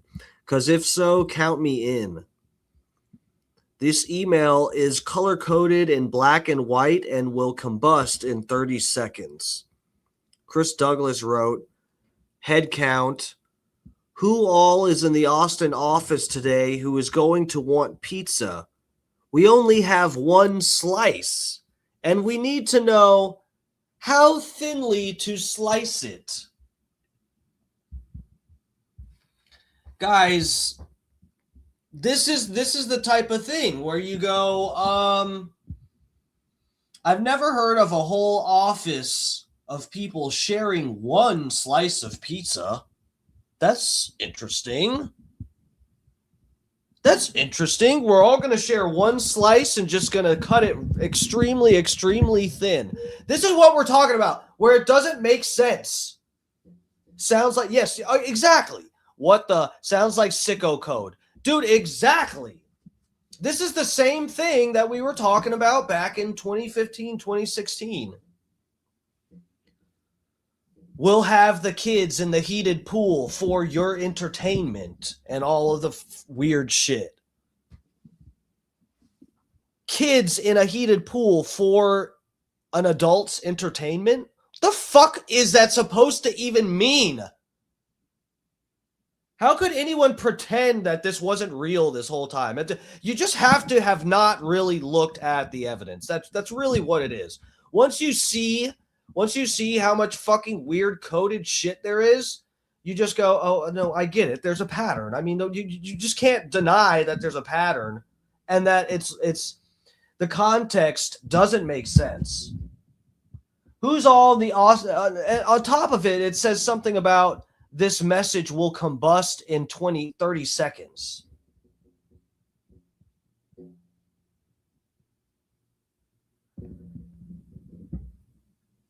So it's talking about head count. Who all is in the Austin office today who is going to want pizza? That's innocent enough. You could just right there, you could say, oh, it's another mention of pizza. I don't like it, but it doesn't sound weird.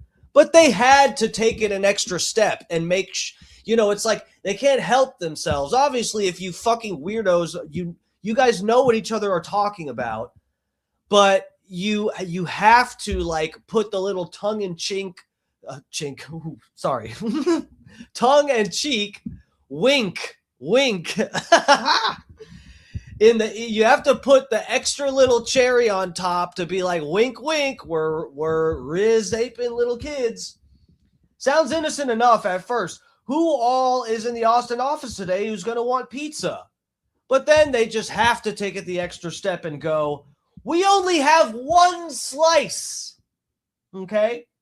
We need to know how thinly we're going to slice and dice this bloody little pizza up. No one has ever shared a slice of pizza amongst a whole office. I don't know how many people we're talking about an office. There's never been more than 2 people that shared one slice of pizza, okay? An actual slice of pizza. I'm not talking about a child right now.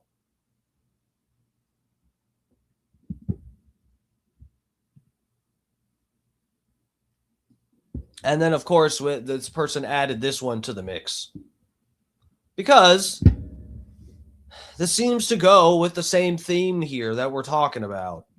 Why is there so much of this in here? Why is all of this in the fucking files?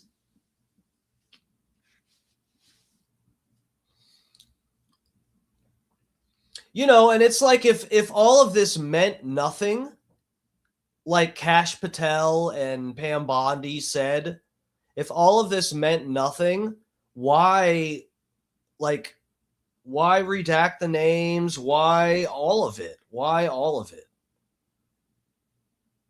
And does anyone find it funny that,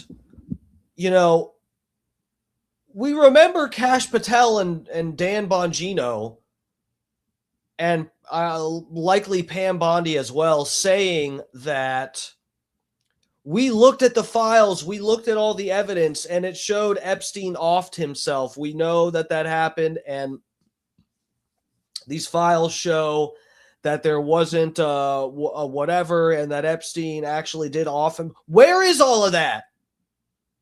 Where is all the stuff that exonerates Epstein of having a blackmail operation that proves it wasn't true, proves he didn't off himself? Where is all of it? We've got 3 million pages of bullshit?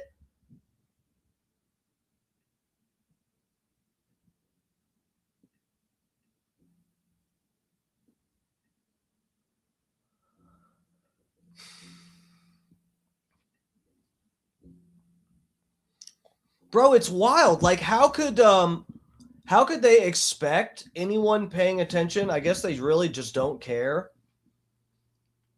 But when Blanche is talking about, oh, well, if there just happens to be videos of death or physical abuse and torture, we're not going to release it. We can't declassify that.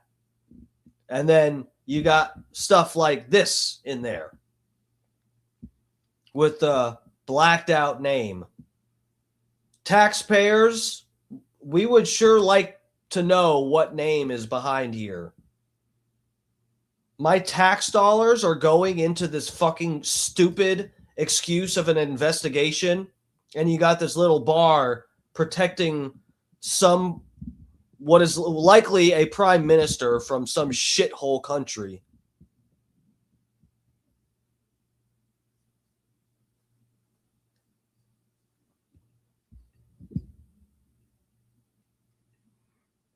Wild.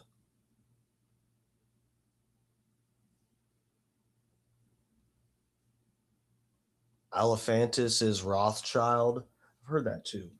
You know what we should do, guys? One night, maybe we'll go through all the mouthy Buddha videos.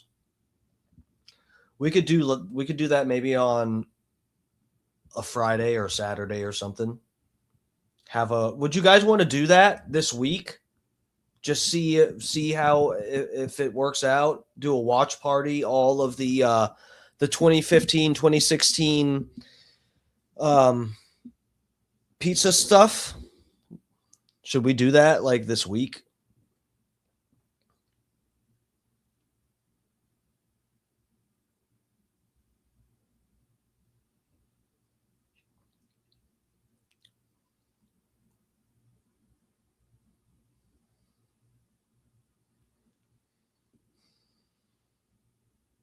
All right, here, let me pull up. Oh, I wanted to read this article. So these are the ones.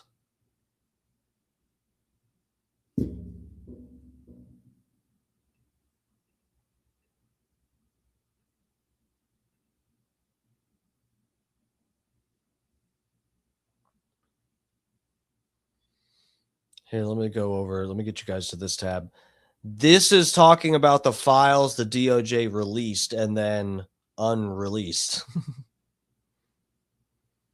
Epstein files, DOJ says it's taken down several thousand documents that mistakenly identified victims. Right. This is a global operation. Get your surveillance team in place. LAPD has agreed to help the FBI track down terrorist targets. There's nothing like a day in the job to remind you how quickly life can change. Get out of there.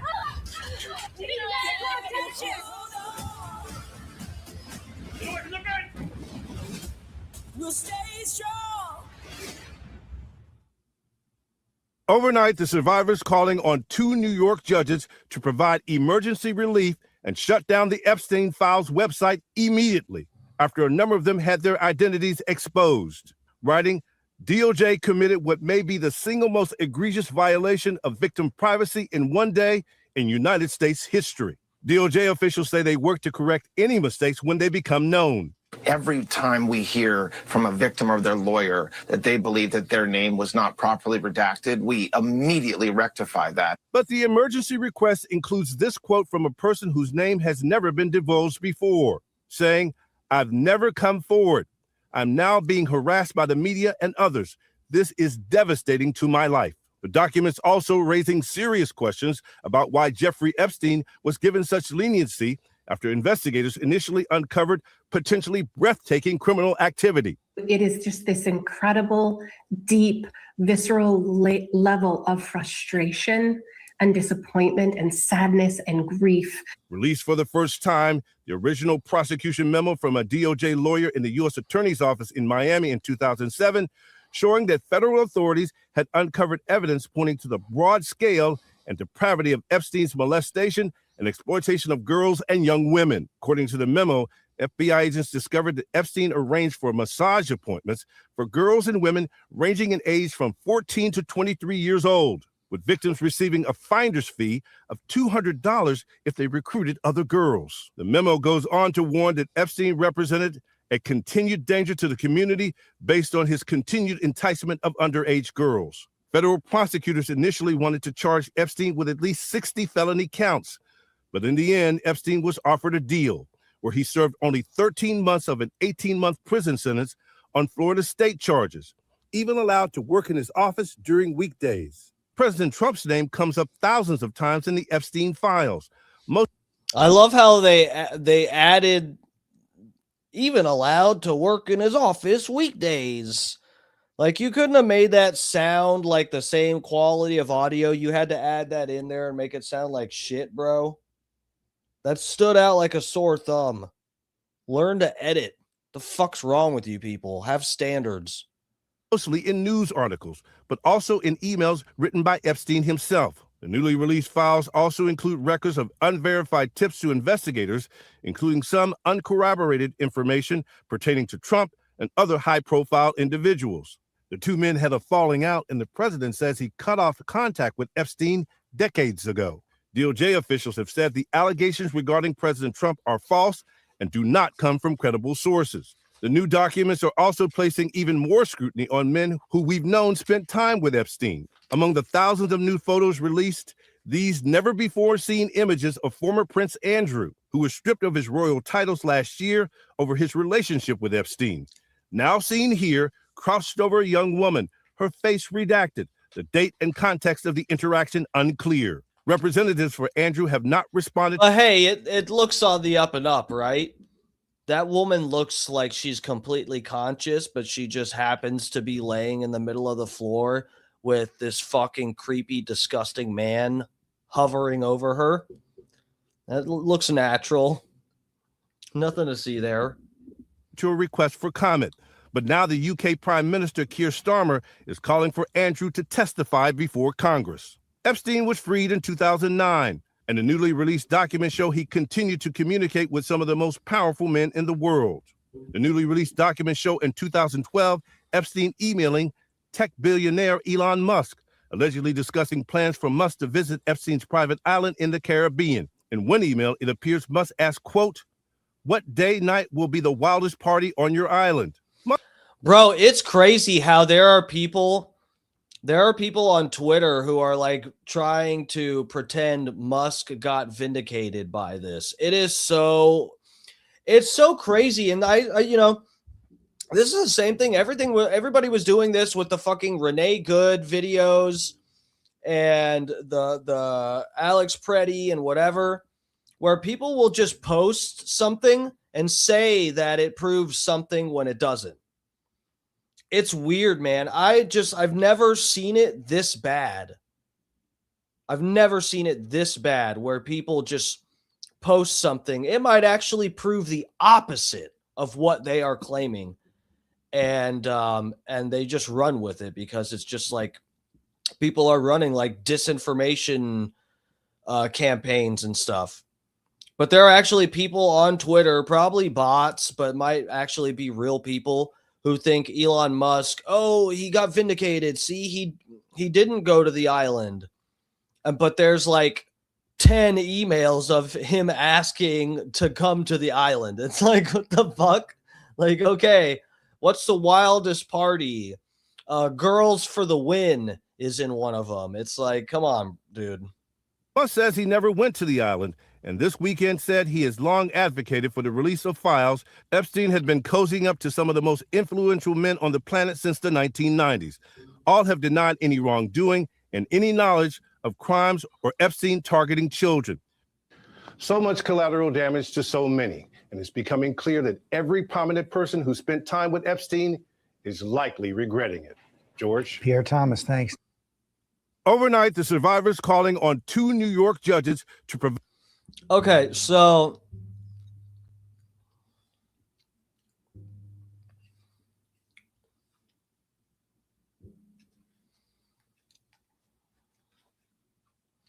Department of Justice said several thousand documents media from the websites containing files of late sex offender Jeffrey Epstein may have inadvertently included victim identity information.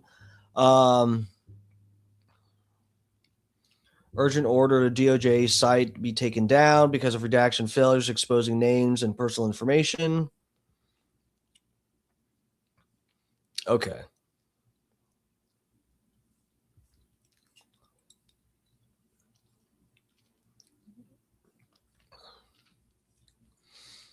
Here, let's bring up what's his name? CoffeeZilla.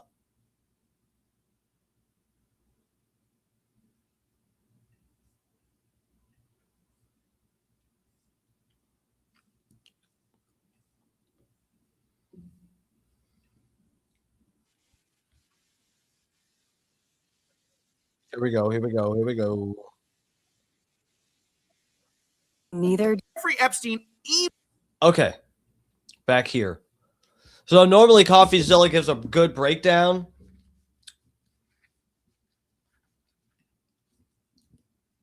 Let's see what he says on this one. The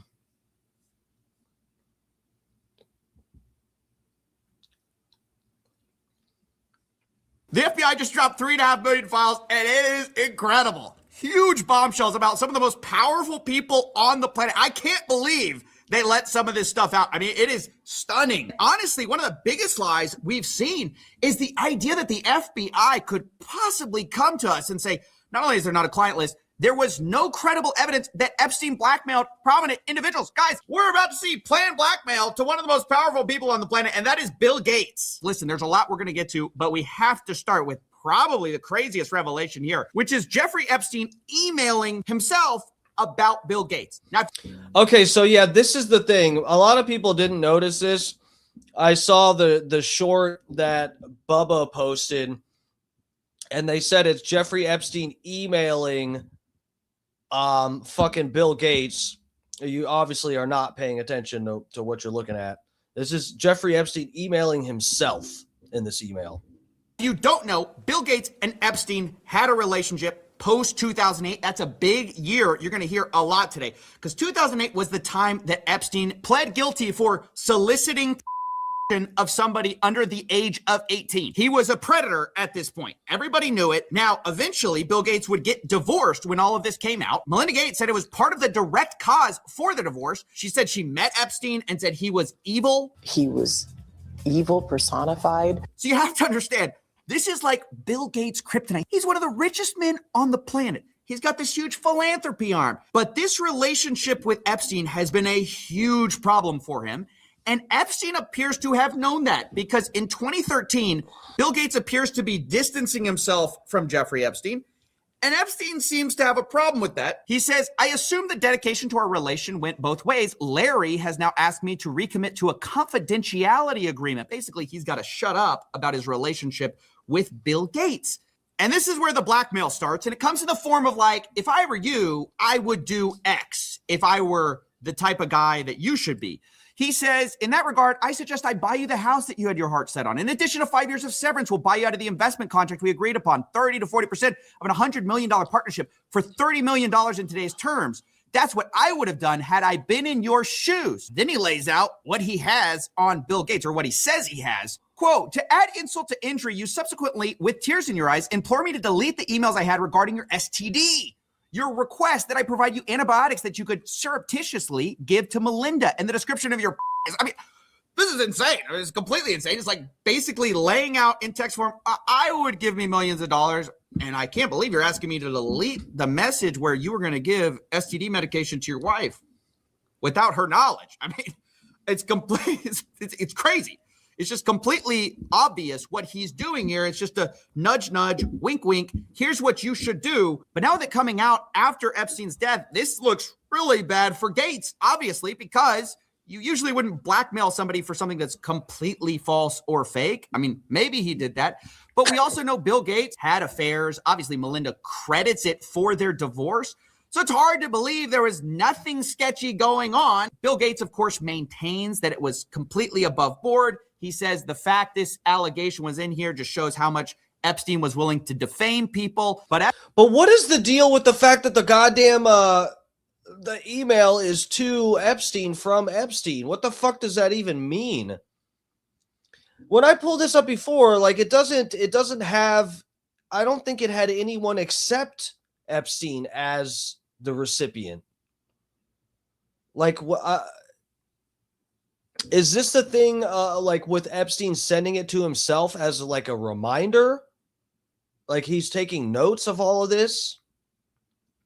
Epstein lays it out. He says he helped Bill get drugs in order to deal with the consequences of sex with Russian girls, facilitating his illicit trysts with married women, and to being asked to provide Adderall for bridge tournaments. Look, guys, this is exactly what we suspected the whole time. Epstein was providing services to rich people and expecting payment via blackmail. Now, you might say, and it's true, that we don't know that Epstein ultimately sent that version of an email to Gates. All we know is he sent that to himself. He may have planned the blackmail and just been drafting something. But what we do know... Oh, okay. So he can copy paste. Okay. Well, no. That's what I was kind of thinking, guys. Like he's taking... I figured this was like he's taking... This is a draft. I should have thought about it in terms of a draft. But I was thinking he's taking notes. Like he's... This is like... yeah, like he could copy paste this to the email he's going to send. And this way he could, I bet he sat and worked on this for a while and then was going to keep editing. And so he sent it to himself. That's probably the case. Oh yeah. Me too. No. That's true. Butter knives. That's what I have to do all for my fucking stream. I'm constantly emailing shit to myself all the time. To get it from my phone to my my Mac and vice versa.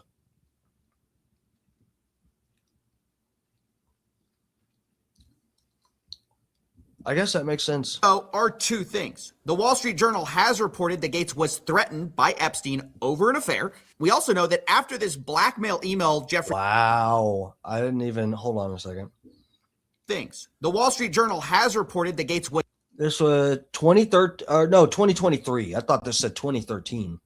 2023. Was threatened by Epstein over an affair. We also know that after this blackmail email Jeffrey sent to himself was written, eventually Gates sent a $2 million donation to MIT directed by Jeffrey Epstein, which is a bit weird if you had distanced yourself from the guy and y'all had this big falling out. Now, again, do we know for sure that Bill Gates did all of that? No. Oh, that makes so much fucking sense. Of course we don't. But do I think Bill Gates was innocently looking for charity advice from a after he already pled guilty? No, I don't. I'm sorry. I'm not that gullible. And speaking of not that gullible, we've been lied to also by another richest guy on the planet. Geez, it's a shock why they don't want to put this out. Elon Musk, who has been saying for years that it is a lie that he went to Epstein's island. In fact, he says he refused to go. From Elon, he says, Epstein tried to get me to go to his island. I refused. He says, anyone pushing this false narrative deserves complete contempt. Later responding to another headline, which said Elon Musk planned trip to Epstein's private island. And he says, this is false. But of course, we start to dig through the files and we can see on Epstein's calendar that Elon Musk is booked in December 6th of 2014. But maybe you don't believe that. That's just the word of Jeffrey Epstein. But maybe you'll believe the word of Elon Musk, who was caught emailing Jeffrey Epstein to go to his island post the guilty plea. Elon Musk writes, "Will be in BVI St. Bart's area over the holidays. Good time to visit." Jeffrey Epstein says, "I will send a heli for you." Later, Elon Musk writes to Epstein, probably just to Lula and me, his ex-wife, what day and night would be the wildest party on your island? Bro, you're asking, this is like if people heard you partied with fucking P. Diddy and you were like, oh, you know what, I mean, I didn't go, but I just thought, you know, we'd have a couple sips of champagne or something, you know, and one of the white parties, I heard he's got, you know, good food and stuff. And then you see an email when you're asking Diddy to come for one of the wildest parties. I want baby oil. I want hard-boiled eggs up my ass. I want I want fucking ketamine up my ass. It's like, nah, no, bro. You definitely wanted to go. And that says a lot. When you're telling Epstein, I want to be there for the wildest party. In fact, I'll give you an extra, $50,000 budget to turn it up a notch. The world's richest man is asking the most pedophile man for the wildest party on his island. And then it gets more explicit. Again, already Epstein at this point is already known. He's already pleaded guilty. He's been convicted. This isn't like, oh, you've heard stories that it gets wild and you want to see for yourself. Like maybe there's a chance you thought it was all above age women. No, buddy. In 2012, remember, this is the guy who said, I refused it. I could never do that, right? It's false. But here in 2012, he says, do you have any parties planned? I've been working to the edge of my sanity this year. I really want to hit the party scene in St. Bart's or elsewhere and let loose. The invitation is much appreciated, but a peaceful island experience is the opposite of what I'm looking for. Guys, he can't even play the I went to go study math excuse, which is what all these guys do. They say, hey, I just went to go talk to scientists. Elon's like, hey, I don't want to do that. I'm looking for a party. That's what I'm here to do. And then Jeffrey Epstein writes, understood, I will see you on St. Barth. The ratio on my island might make your ex-wife uncomfortable. I can't believe these guys are lying to us and people are swallowing it still, thinking that Elon Musk had nothing to do with this guy. So again, that's 2012. That's 2014. But guess what? There's another time in 2013. I mean, this seems like a yearly thing with the bull. God. Here, once again, Elon Musk writes, will be... Let me get over there and fuck them kids. In the BVI St. Bart's area over the holidays. Again, is there a good time to visit? Jeffrey Epstein, any day, 1st to the 8th. Play it by ear if you want. Always. You're going to find an email from Elon. And it's just going to say, kids now. I need kids. White kids, black kids, living kids, dead kids. I need kids. Give me them kids. Space for you. They then plan some more. And you might think, well, if Elon ever told the truth, this is when he has to reject, right? Because he said, I refuse. But actually, it appears to be one of those cases where, like, your friend says, like, oh, bro, I dumped her. And actually, it was the other way. Yeah, it turns out Elon didn't dump the Scrub Daddy? I'm Aaron, but here's your daddy. Don't call me tall. You like the Cannibal Corpse shirt? Thank you, sir. Yeah, this is a good album. Eaten Back to Life. Check it out. Cannibal Corpse. Eaten Back to Life. This is the first Cannibal Corpse album I ever owned.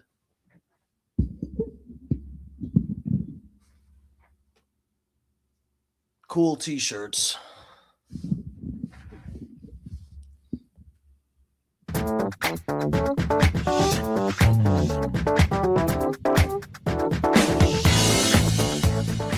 Fuck. The dumped Elon. He says, bad news. Unfortunately, my schedule will keep me in New York. Hopefully, we can schedule another time in the future. Jeffrey Epstein let Elon down. That's actually the real story. Is the reason he didn't go in 2013 was because he couldn't go. Jeffrey Epstein was not there. Guys, I mean, how blatant do they have to make it before we start to just see through it, right? When they issue these ridiculous denials, they're totally associated with the guy after the guilty plea. They lie through their teeth, but they can't even keep their story straight. I mean, that's what's crazy. They're not even competent at this. They get caught in their own lies all the time. Remember, the FBI's official story was they didn't blackmail. Well, before we even had these files, Howard Lutnick was on the record calling Jeffrey Epstein the greatest blackmailer ever. So how come Bill Gates and all these other people could hang around him and not see what you saw? Or did they see it and ignore it? Or no, they participated. Right. That's what his MO was, get a massage. And what happened in that massage room, I assume, was on video. This guy was the greatest blackmailer ever. Interesting. Bro, no fucking way. Where did they find that? Dude, this is the guy that was laughing every time that they brought up Epstein files to Donald Trump. This is Howard Lutnick, who would be standing next to Trump and giggling every time they fucking brought it up.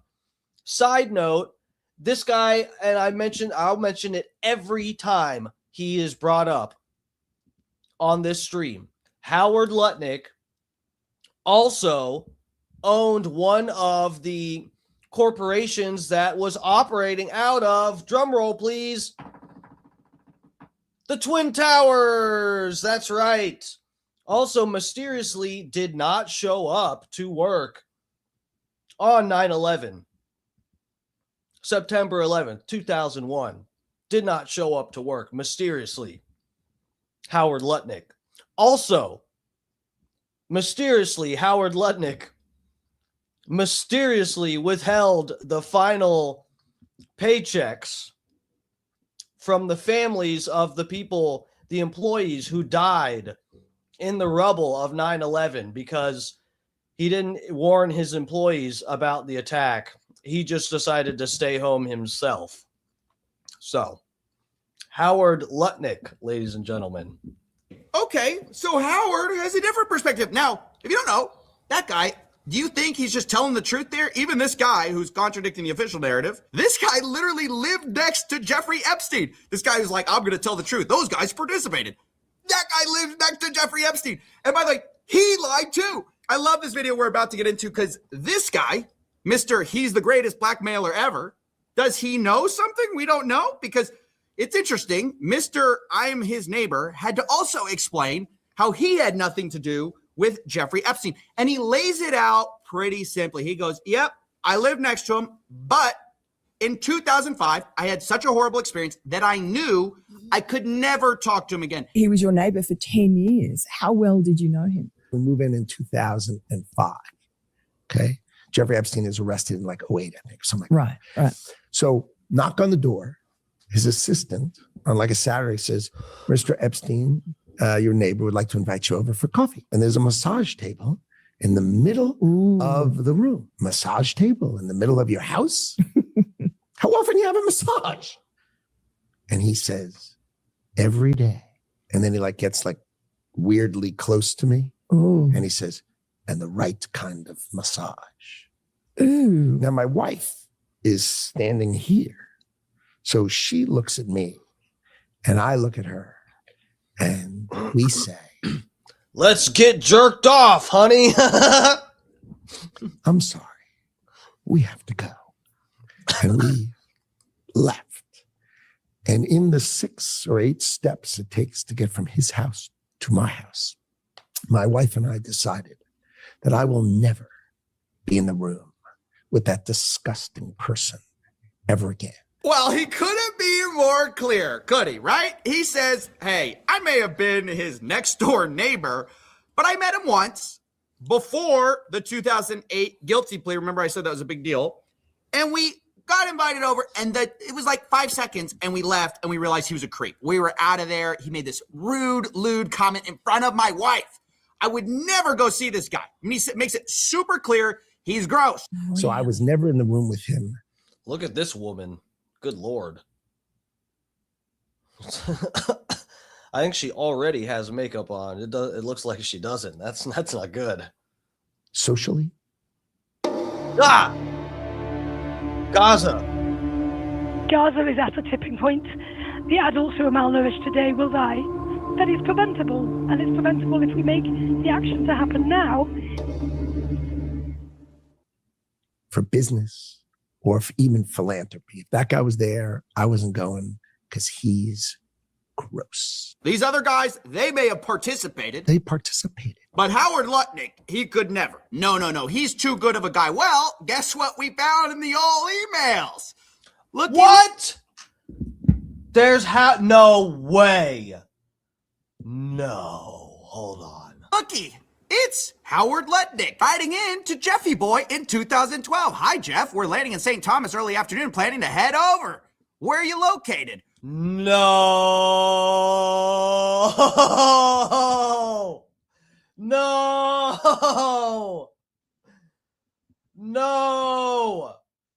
This fucking 9/11 motherfucker No fucking way.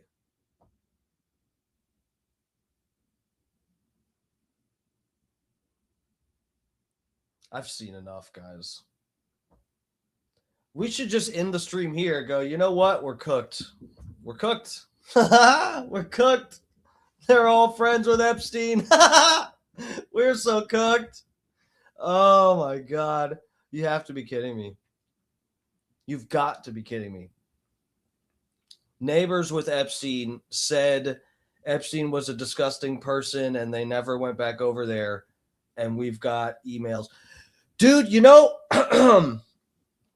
so I don't know with the DOJ, I don't understand. And, you know, I'm not, I don't understand where exactly the logic of this and where they're saying there's some kind of like, I guess the implication is there's some kind of betrayal in the chain of command or something like this. But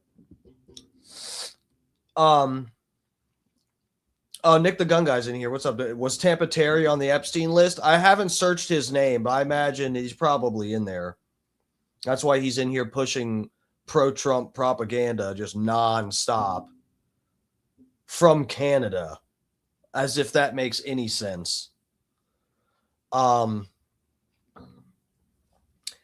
there are some people that that are pushing this idea.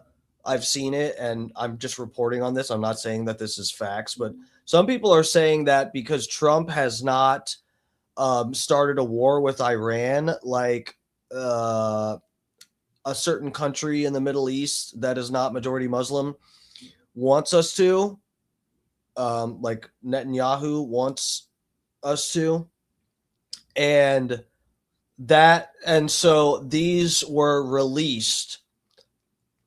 And it does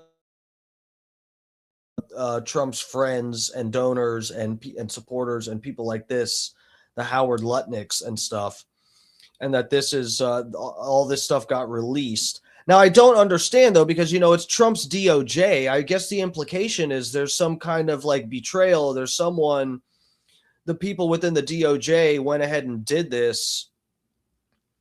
And the stuff that they left in there unredacted, the way that all this was released and the stuff that is released is somehow revenge because Trump would not get into a war with Iran.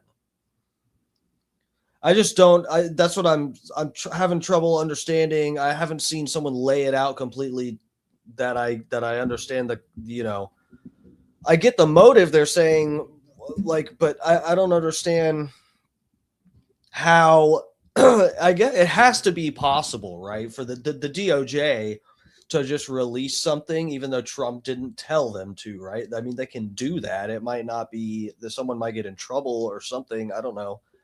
But dude, this is wild. This is fucking crazy. What's the exact location for my captain? Does Sunday evening for dinner sound good? Is this the guy you said made a lewd comment to your wife and, oh, I could never be in front of him? He's gross. Guess what the next email is? My boy's wife messaging in saying we're headed towards you in St. Thomas. Later, the subject line, Jeffrey Epstein. Good morning, Howard. Jeffrey wished me to pass you along. Nice seeing you. They clearly met, and the guy is just lying about it to your face, to the American public's face, and they tried to hide it from us. I cannot emphasize this enough. They're lying through their teeth. You think this guy perfectly remembers a 2005, like walking in the guy's house? I remember exactly what I said to him. My wife and I looked at each other, and he wouldn't remember the 2012. I boated over to his private island for a dinner. Is that what we're really thinking? Is that what we're expected to believe? This is a momentary lapse in his judgment. No, these guys don't even care about being consistent, and they're all throwing each other under the bus. Don't you remember Elon Musk saying the time to drop the really big bomb? Donald Trump is in the... Dude, that's what I'm talking about. This is, I like, this is crazy, man. This is fucking nuts. They probably are all implicated in shit with this. and they're just like trying to dangle it over each other's head and stuff and just lie and see who comes out on top after the fucking dust settles or something. This is fucking nuts.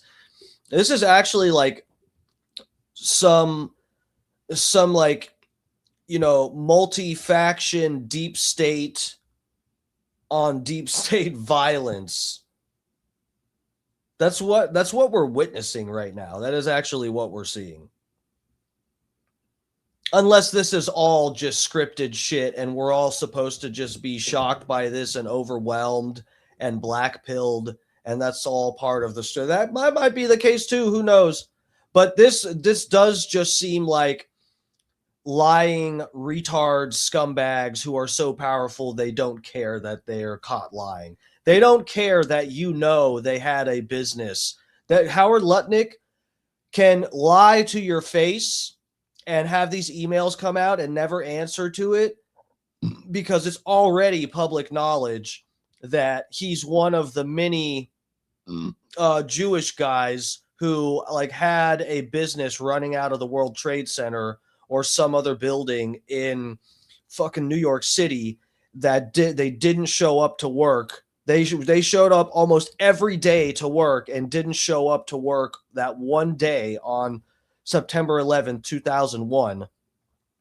Well, if you're Howard Lutnick and you could have warned your employees and saved thousands of lives, but instead you just decided to not go to work and also withhold the final paychecks of your dead employees from their family members, you don't care that they know you're lying about Epstein, right? You have blood. You have actual blood on your hands.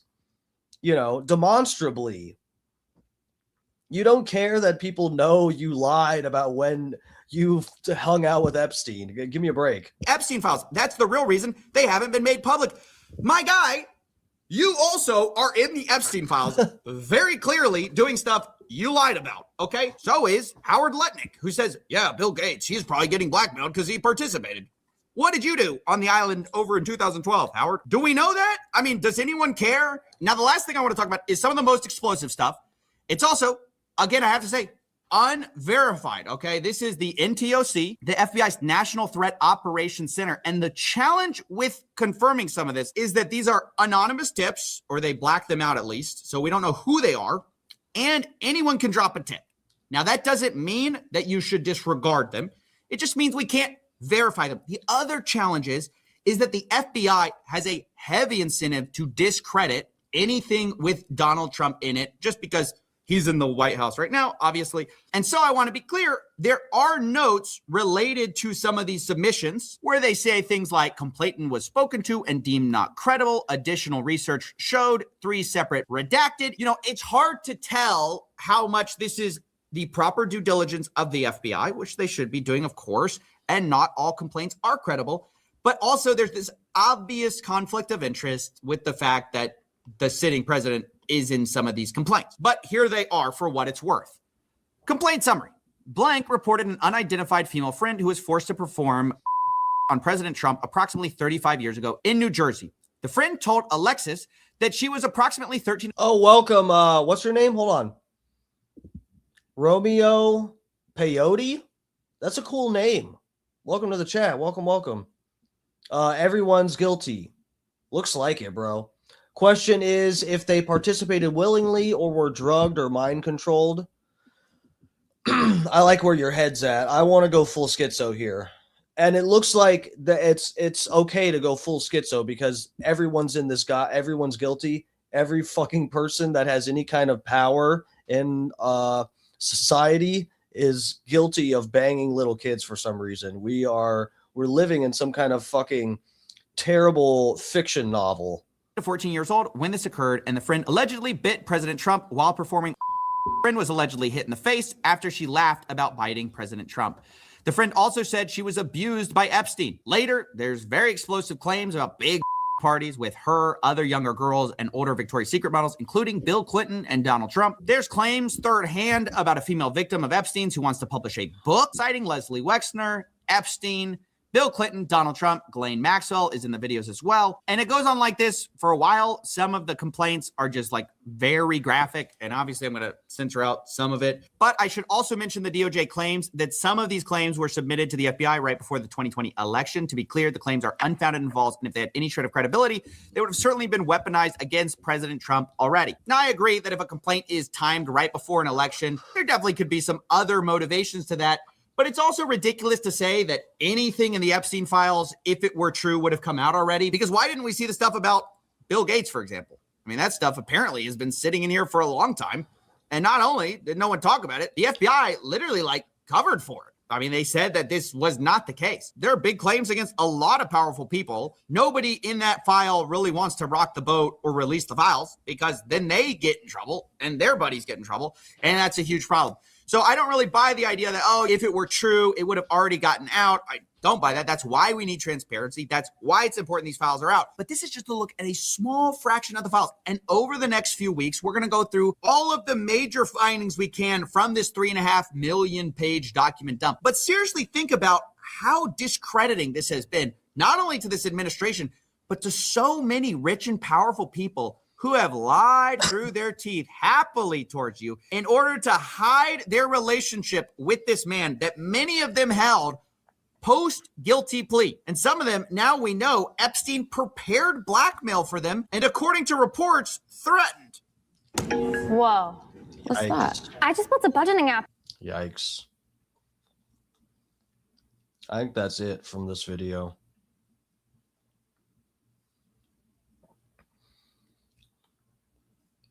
Here, let's go over.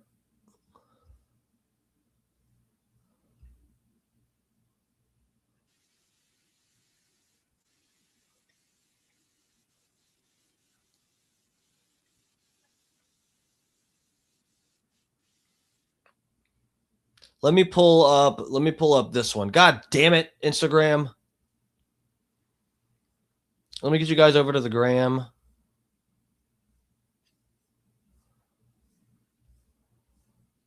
This guy's been doing some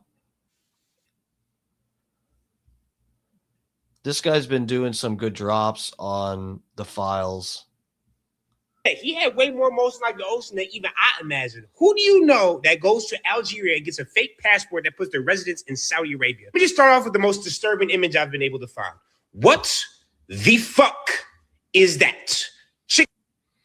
Yeah, so this, I don't know if you guys have seen this, but this is so this is fucking weird.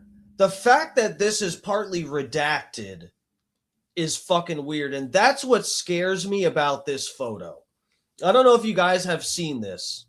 Funny Face said he's guilty too of believing the liars. Bro, we all believed.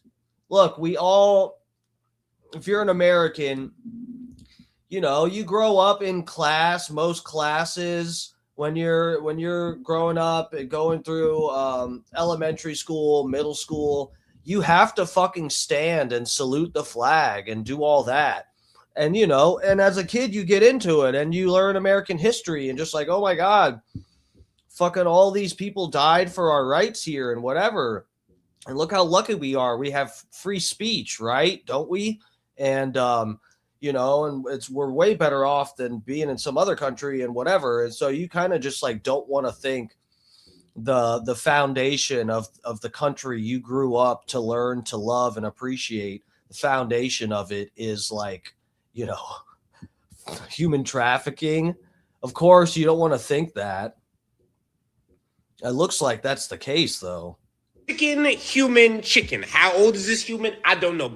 If you look at the legs of this, okay, so what you can see in this picture is it's two chickens, full raw chickens.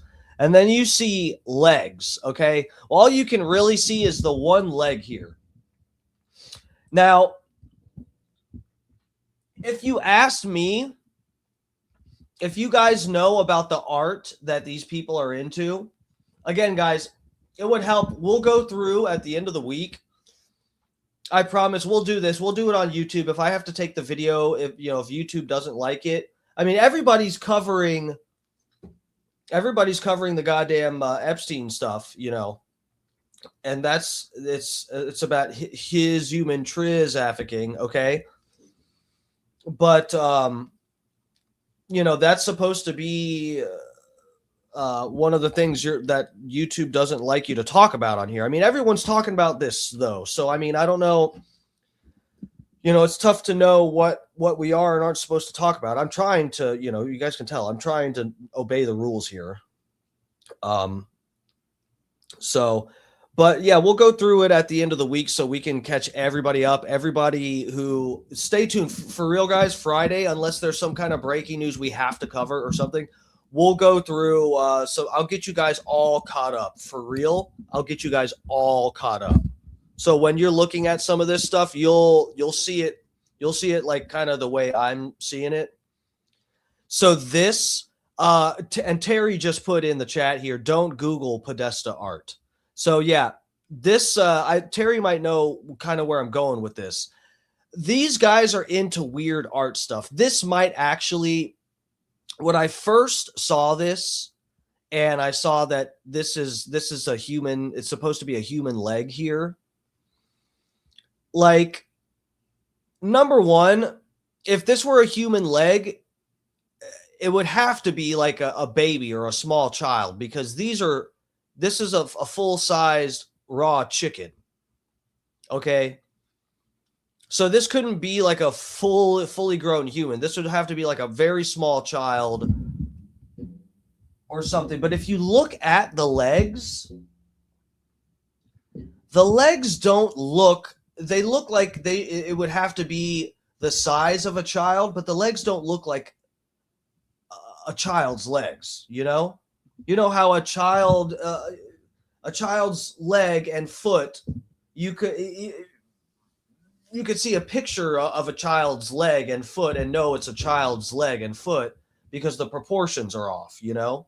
Even if no one gave you any context, they just showed you like a picture, you could ask, is this a fully grown adult or a fucking 6-year-old? And you could tell the difference, even though you might not have any references for size, you know? You could tell because the proportions of the toes and the feet and everything looks how it looks. This doesn't look like a baby's or a child's leg. This looks like a man's leg, but it's like the size of a chicken or the size of a child or something, you know? And so I kind of thought this was art at first. If you guys have seen, let me see if I can find some of the pictures, because this is like, I think the name is Maria Piccinini. Hold on a second.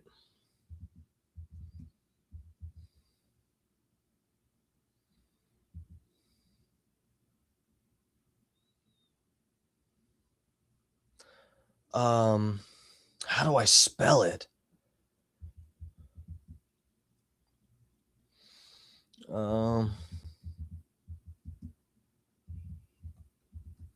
Sculptures.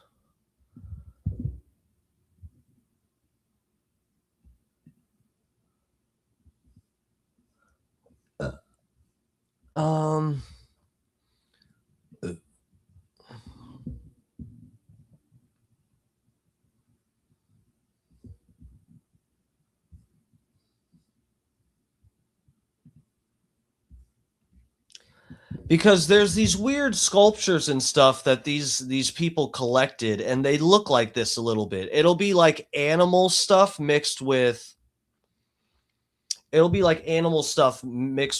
stuff, humanized animals or anthropomorphized humans, however which way you want to see it. Oh man, you know, they're trying to hide it. Hold on a second, guys. Let me look somewhere else real quick.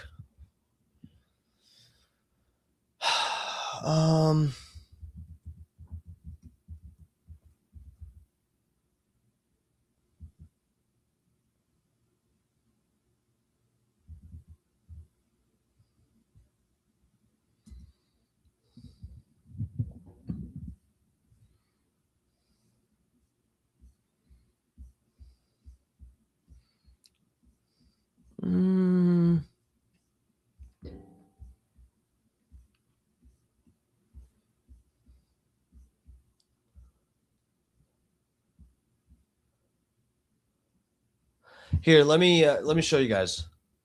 So this isn't what I'm looking for, but like this is what we're talking about. There's like, see, this is Tony Podesta.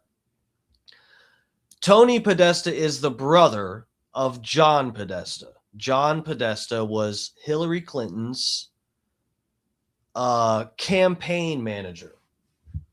Okay. Kevin, welcome. Yeah, we'll talk about that later this week. Or maybe it's already 11. Fuck, it's already past 11, and we can't go too crazy on this. But I'm just trying to show you guys what I'm talking about. That this picture that the guy is showing with the chickens that has just been released, that might actually just be art. But here's some of the stuff we're talking about. This is the Arch of Hysteria. This is hanging in Tony Podesta's house. And there's these articles talking about how when you go to Podesta's house, he gives you a tour of the house while feeding you pizza. That he actually has fresh pizza when he does like tours of his house to show you the art, and you actually walk around eating pizza. This is supposed to be the Arch of Hysteria, and I think it's supposed to be like the pose that one of Jeffrey Dahmer's victims was found in this position. And it's a sculpture of that, and it's hanging like in the middle of his house. Yeah, those are the best friends of the Clintons, the Podestas. And these guys, the Podestas, are best friends with James Alefantis, who is the pizza owner in DC. He also owned the Pegasus and Comet Ping Pong, which is the pizza place. These are, I forget who these are by. But again, you guys remember I talked about this with the Vanderbilt pool. Some people think that there's like these these pictures so with the tiles, that some of this is taking place in the Vanderbilt pool, because you can see the pictures online of the Vanderbilt pool and there's ropes that are like hanging down. And some people think that this art is depicting stuff that actually happened, like in these fucking rich elite people's houses. This is another artist. And again, this is the art that is collected by the Podestas. And they're like, we're art collectors, But there's a theme here, obviously, guys, right? That's what we're looking at, is a clear theme of like weird sadistic shit. You've got what looks like 3 adults around a bed with one adult in the center who is doing something to what looks like a smaller person. We've got this, looks like 2 adults and some children here, and then one of the children is standing on a stool so that they're the proper height to do something. This stuff here. This is what we're talking about. This is what we were trying to tell everybody back in 2015, guys, 2016. We were trying to tell you guys, and it was, you guys are smoking that shit.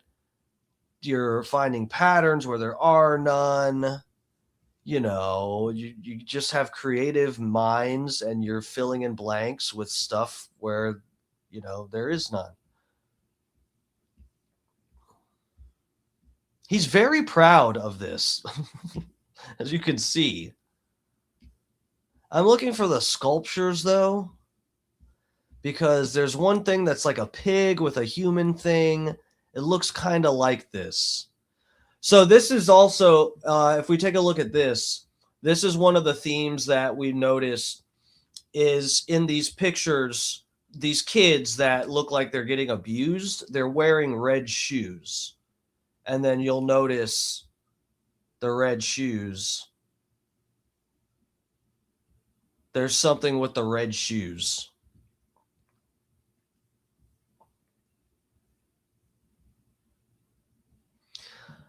I don't know if it's true, but I've heard like the red shoes signifies like leather made from human flesh. I don't know that that is what it is. I don't think that it is necessarily, but I think that's like what it's supposed to signify, is that it's made with human flesh. I remember seeing something about that. Here we go. Here we go. This is what I was looking for. So this is the stuff we're talking about here. These sculptures, I think these are actual, or maybe it's their drawings. I think these are sculptures. I think these are sculptures. Come into the tree. Yeah, see, this is from a different angle. So as you can see, again, a theme here. This is a little child who is in a bed with a monster, some kind of fucking disgusting creature.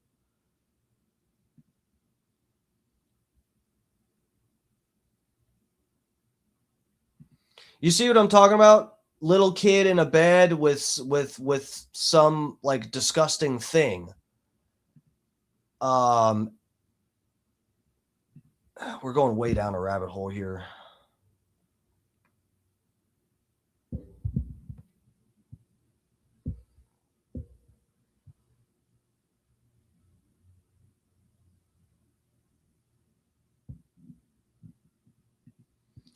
Just like weird shit, dude.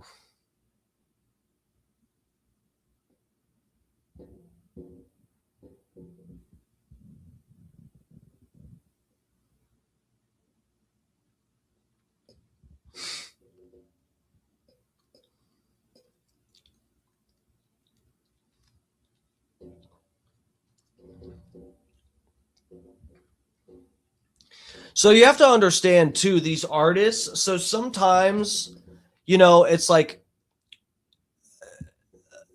you don't know what these artists, what the motive is for the artists themselves. The art itself, it's so like these sculptures, they're not as overtly disgusting. It seems like,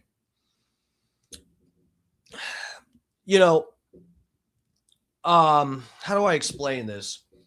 You don't know the motives. Like if these artists themselves could have been through abuse and this is their way to like express what they went through, drawing these pictures with what, you know, it's like if you're an innocent person or something and you would not interpret it as something disgusting, but if you know how terrible mankind can be and how kids can suffer abuse and stuff like that, then you'll see it, that's what they're trying to convey or something. The problem is, again, the art itself, I'm not saying is like a problem.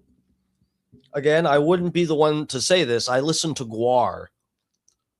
They write some really fucked up, terrible lyrics about similar themes. The problem is not really the artist. The problem is where you see certain people having a theme with their life. You have people, elites, people in positions of power who are collecting this art from different artists that have these weird themes, and then also put that together with the emails and the fact that they're all like 1 degree separated from Epstein, and they're all posting or 1 degree separated from someone posting pictures of little kids having bad stuff done to them on their Instagram pages publicly. Pictures of little kids that look like they're injured and stuff with like blood and like, you know, nasty stuff. And you put all of this together, and that's where you have a problem. And when your foundation has somebody go to Haiti and 30 some kids end up missing, and you know, when you put all this together, and there's a problem, there's a pattern. All right, let me get back to, I just wanted to show you guys that we'll go down that rabbit hole later this week. I promise we'll get to that. Let me get back to this guy. Then there's this video of him chasing girls around the kitchen, which, I mean, sounds like young girls in the video, but weird, like Peter Pan-ish, villainous type shit. I don't know who the fuck this is, but he doesn't look American and they look young. One of the most important things I found in the files is since the first term, it has been said by an FBI informant, Trump is compromised by Israel. Kushner is the brains behind the operation, which would make sense to why he's in a position of power now, going to meet with Putin and on the board of peace. So yeah, this is the document. I wanted to bring this up. I'm glad I played this video because this guy mentioned it. I was going to forget to bring this up. But yeah, this is like some FBI document where they're discussing that Trump is compromised by Israel. There it is, guys. Look at that. It's not my words. It's the FBI's. While not holding any position in Congress. Because he compromised this motherfucker through Epstein and now he's fucking his daughter as well.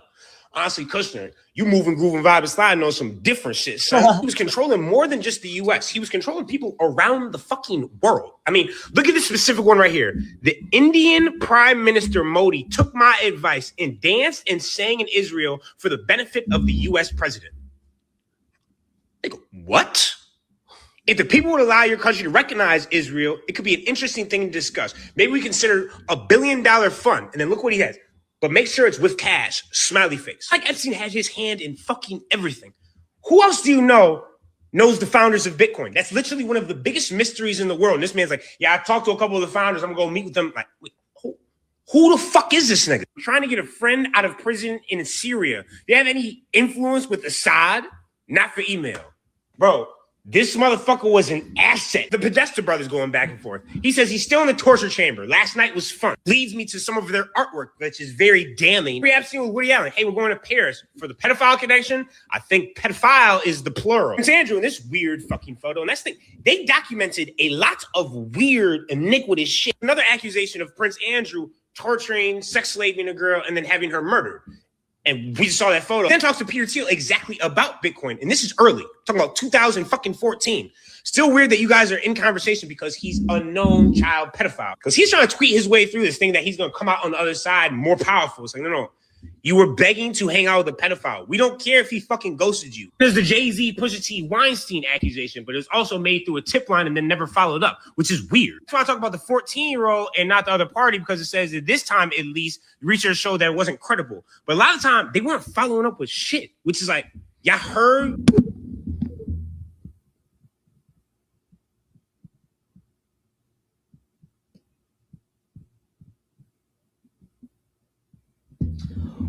What the fuck? This page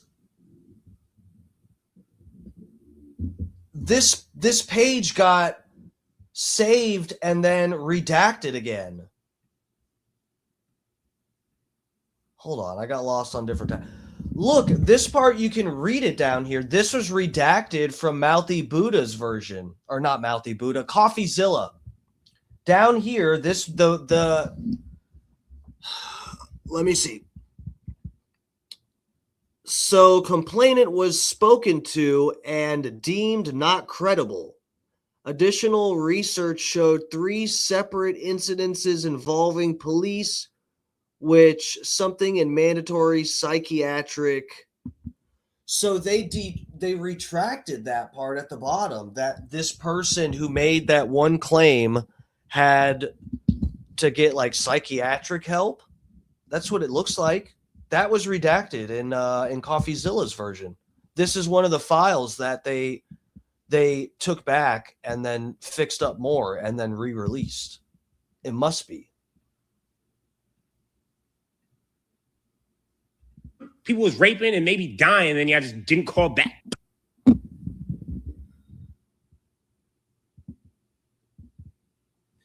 Mandatory psychiatric evaluations. That's what it says. I need bug-eyed bitch Patel and cunt Bondi to go to prison immediately because they both sat up on that stand. I've seen traffic to no one. Rest need to be made, and we cannot just let this die out and move on like this is normal. No, a Mossad asset that was controlling the world through blackmail.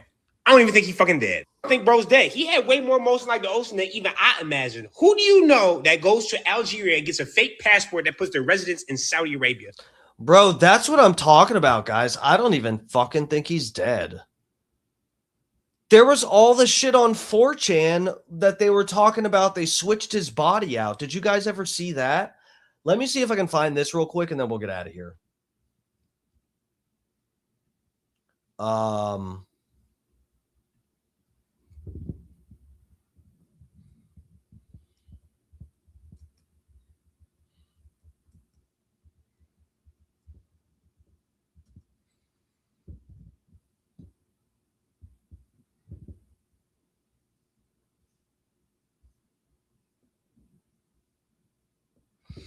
So, hold on a second.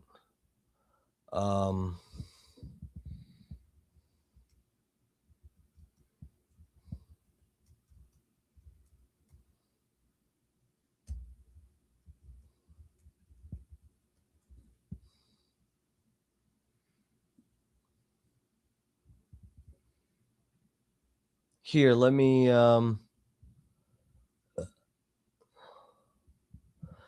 so look, this is from 4chan, and check the date. So look at this. Saturday, 6:44 a.m. Hold on a second. What time did Epstein die?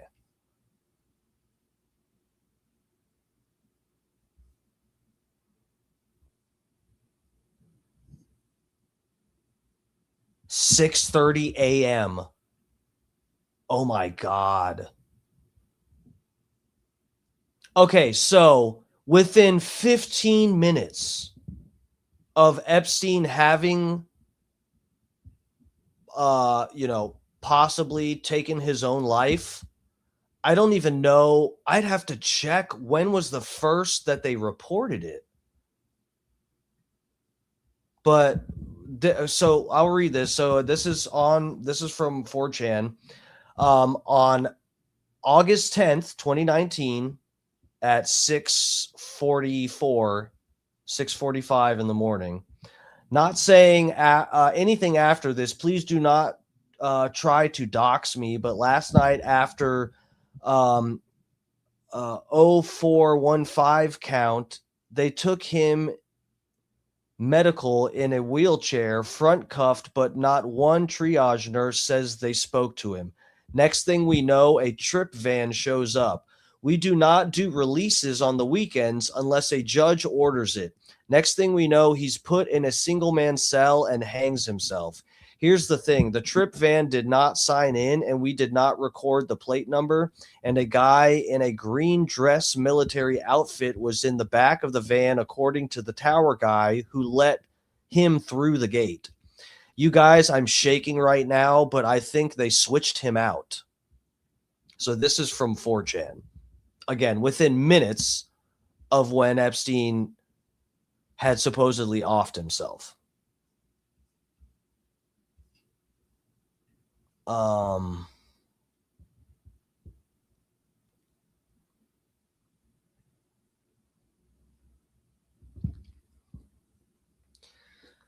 my God. So, dude, 6:39 a.m.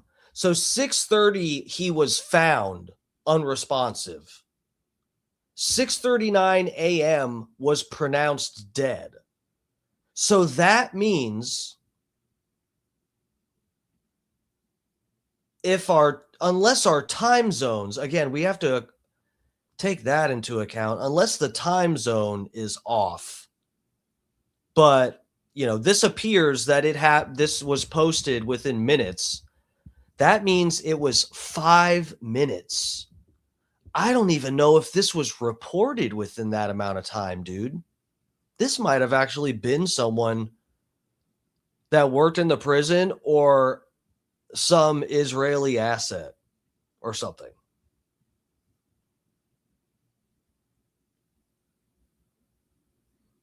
Let me see.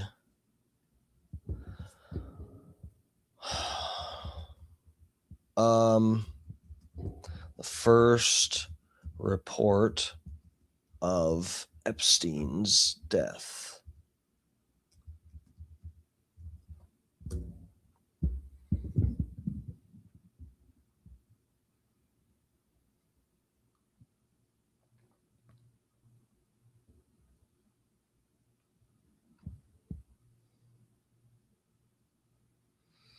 .6:30 he was found. 6:39 pronounced dead at a local hospital.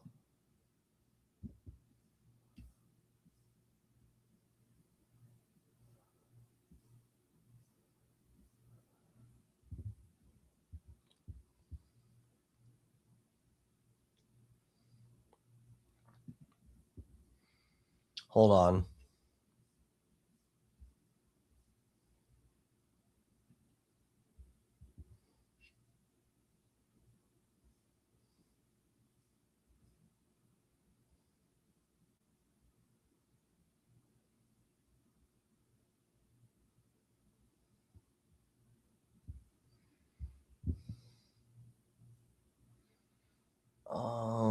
August 8th through 10th.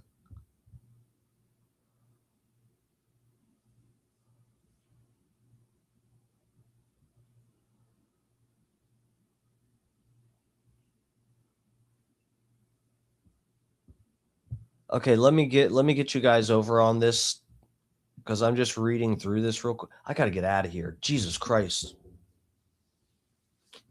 We start down the rabbit hole and then I just don't want to stop. So events, this is from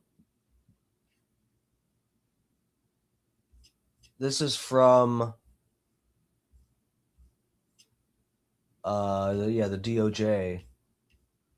We're going down here. So I'm trying to find when was it first reported. So it's telling us 6:30. They unlocked the door, tried to deliver breakfast to him.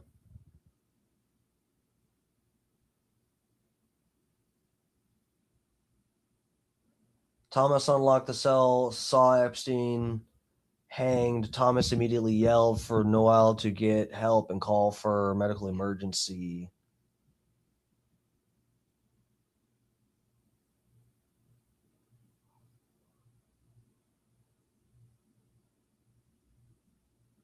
What? Epstein was suspended from the top bunk in a near seated position with his buttocks approximately 1 inch to 1.5 inches off the floor. He immediately ripped the orange string from the bunk bed. His buttocks dropped to the ground. How did he hang himself in the fetal position?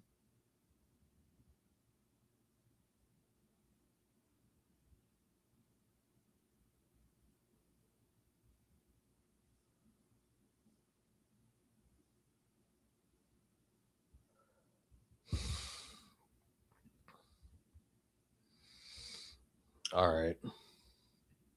It's not what I was looking for.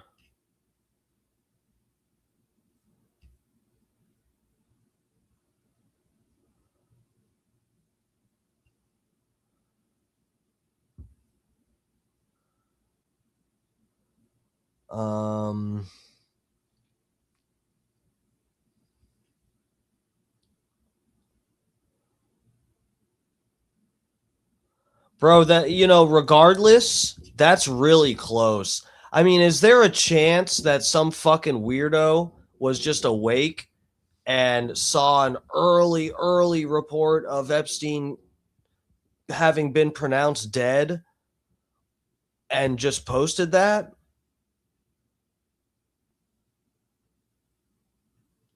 I don't know.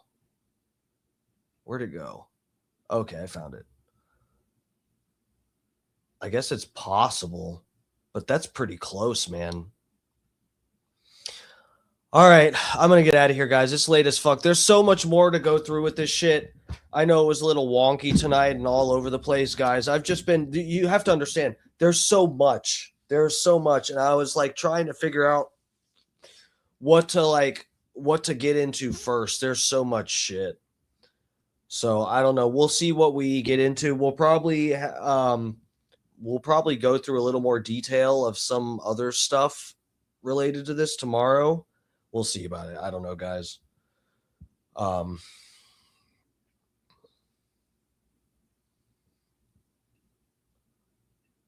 But this is fucking wild. That's wild. I should have pre-watched Mouthy Buddha's video. I can't believe Howard fucking Lutnick is part of the new release. That is unbelievable. That guy is the most disgustingly sketchy human being in Trump's administration. All right, guys. Double D, thank you, guys. What are you talking about, Scott? How do you make your screen look so clear? What screen are you talking about? When I share screen?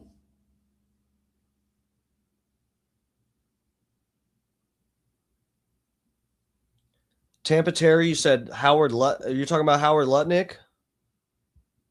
Yeah, they are. Terry, they're online. I got them saved somewhere so we can go through them. We'll watch them.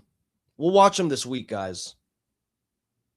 Don't go look for them. Well, I think I have all of them in order saved. Yeah, Lutnick, Howard Lutnick. Bro, he's in the I don't know if you were in here at the time. You might have been out of here for a minute, Terry, but Mouthy Buddha, CoffeeZilla.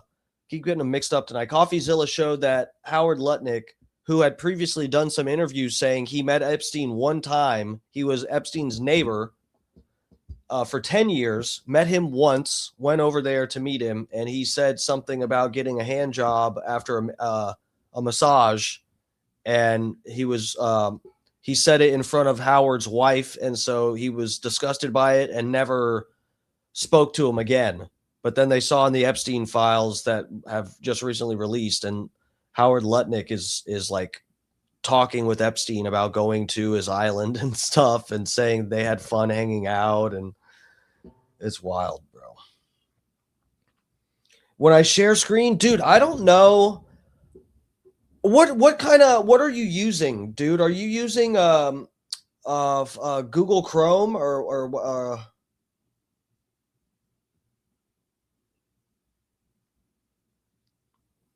because for me, I had to use Google Chrome, and I noticed some things are different for how you're using. Yes, Google Chrome. Okay, well, I don't know what to say then. I thought you were using something else. Somehow they let you use something else. I don't know, Scott. Dude, it might actually. I don't know what. Maybe I'll chat with you about it later. It might be. There's a couple things it might be. I'll talk to you about it later. All right, guys, I'm gonna get out of here. I got to get some fucking sleep. I got work tomorrow, and it's cold for a little Florida boy, a little Florida twink. It's pretty cold. I don't like getting up. I don't like getting up in the morning when it's cold. Neither does my cat. So that's that. All right, guys, thank you. This has been Dark Times with Dark Match Steve, guys. It's been a clusterfuck tonight, but that's to be expected with this kind of shit. So I'll see you guys tomorrow. We got Scott Starbird 6:15 Eastern time. Oh shit! And then Alex Stein is supposed to be on tonight. Fuck, that's right. I ran too late. Alex Stein has his new show premiering tonight. What the fuck is it? After Hours with Alex Stein? Do you have a link for it, Scott? By chance, can you throw it in the chat real quick?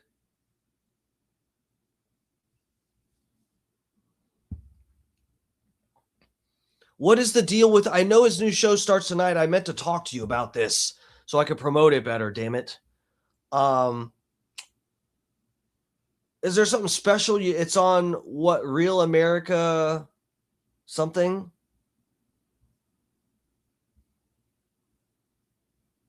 Just wait and see if Scott's still in here.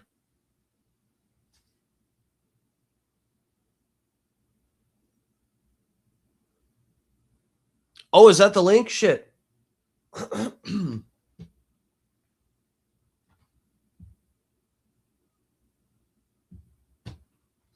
Okay, yeah. So that, guys, click on this link here. Let's go stream snipe Alex.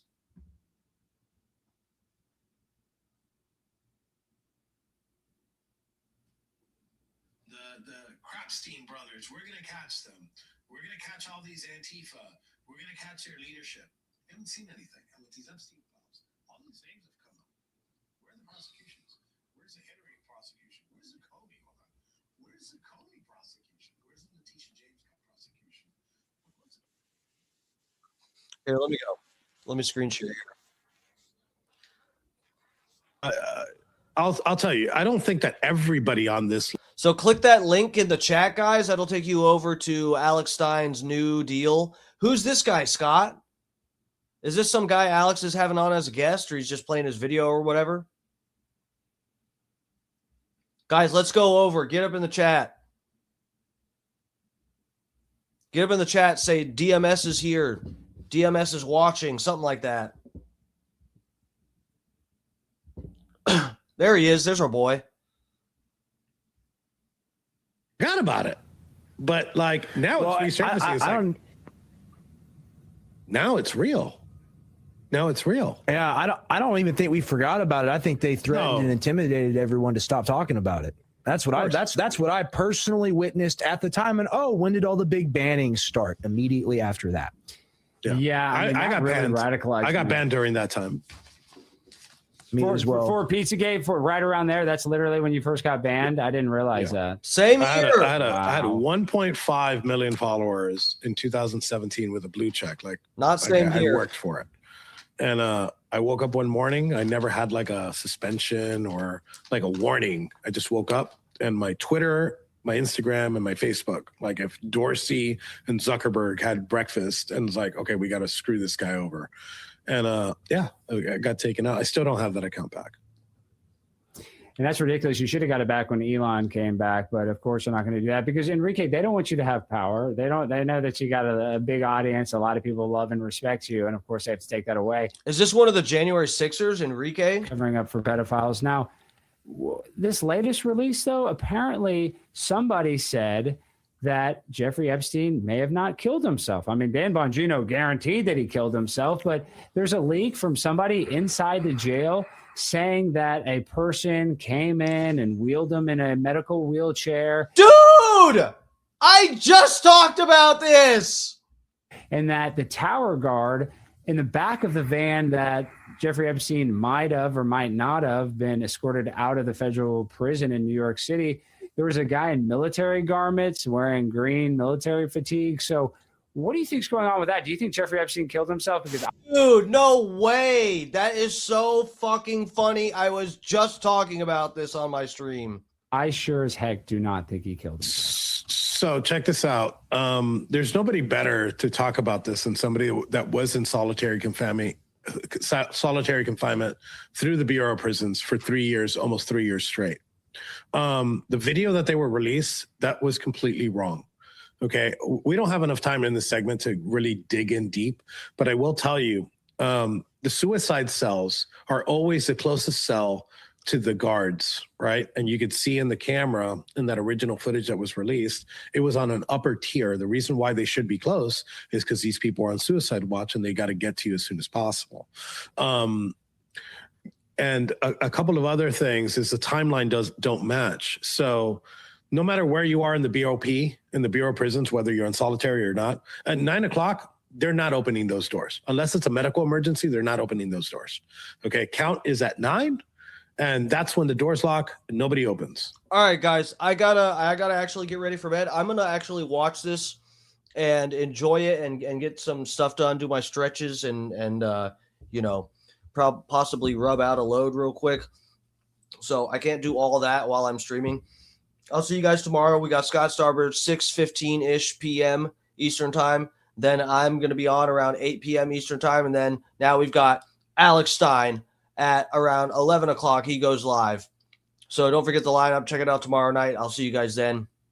Everybody take care. I love you. Thank you guys so much for the support. I really do appreciate it. Smash all the buttons. Thank you. Mwah. Come here. Let me give you your happy ending.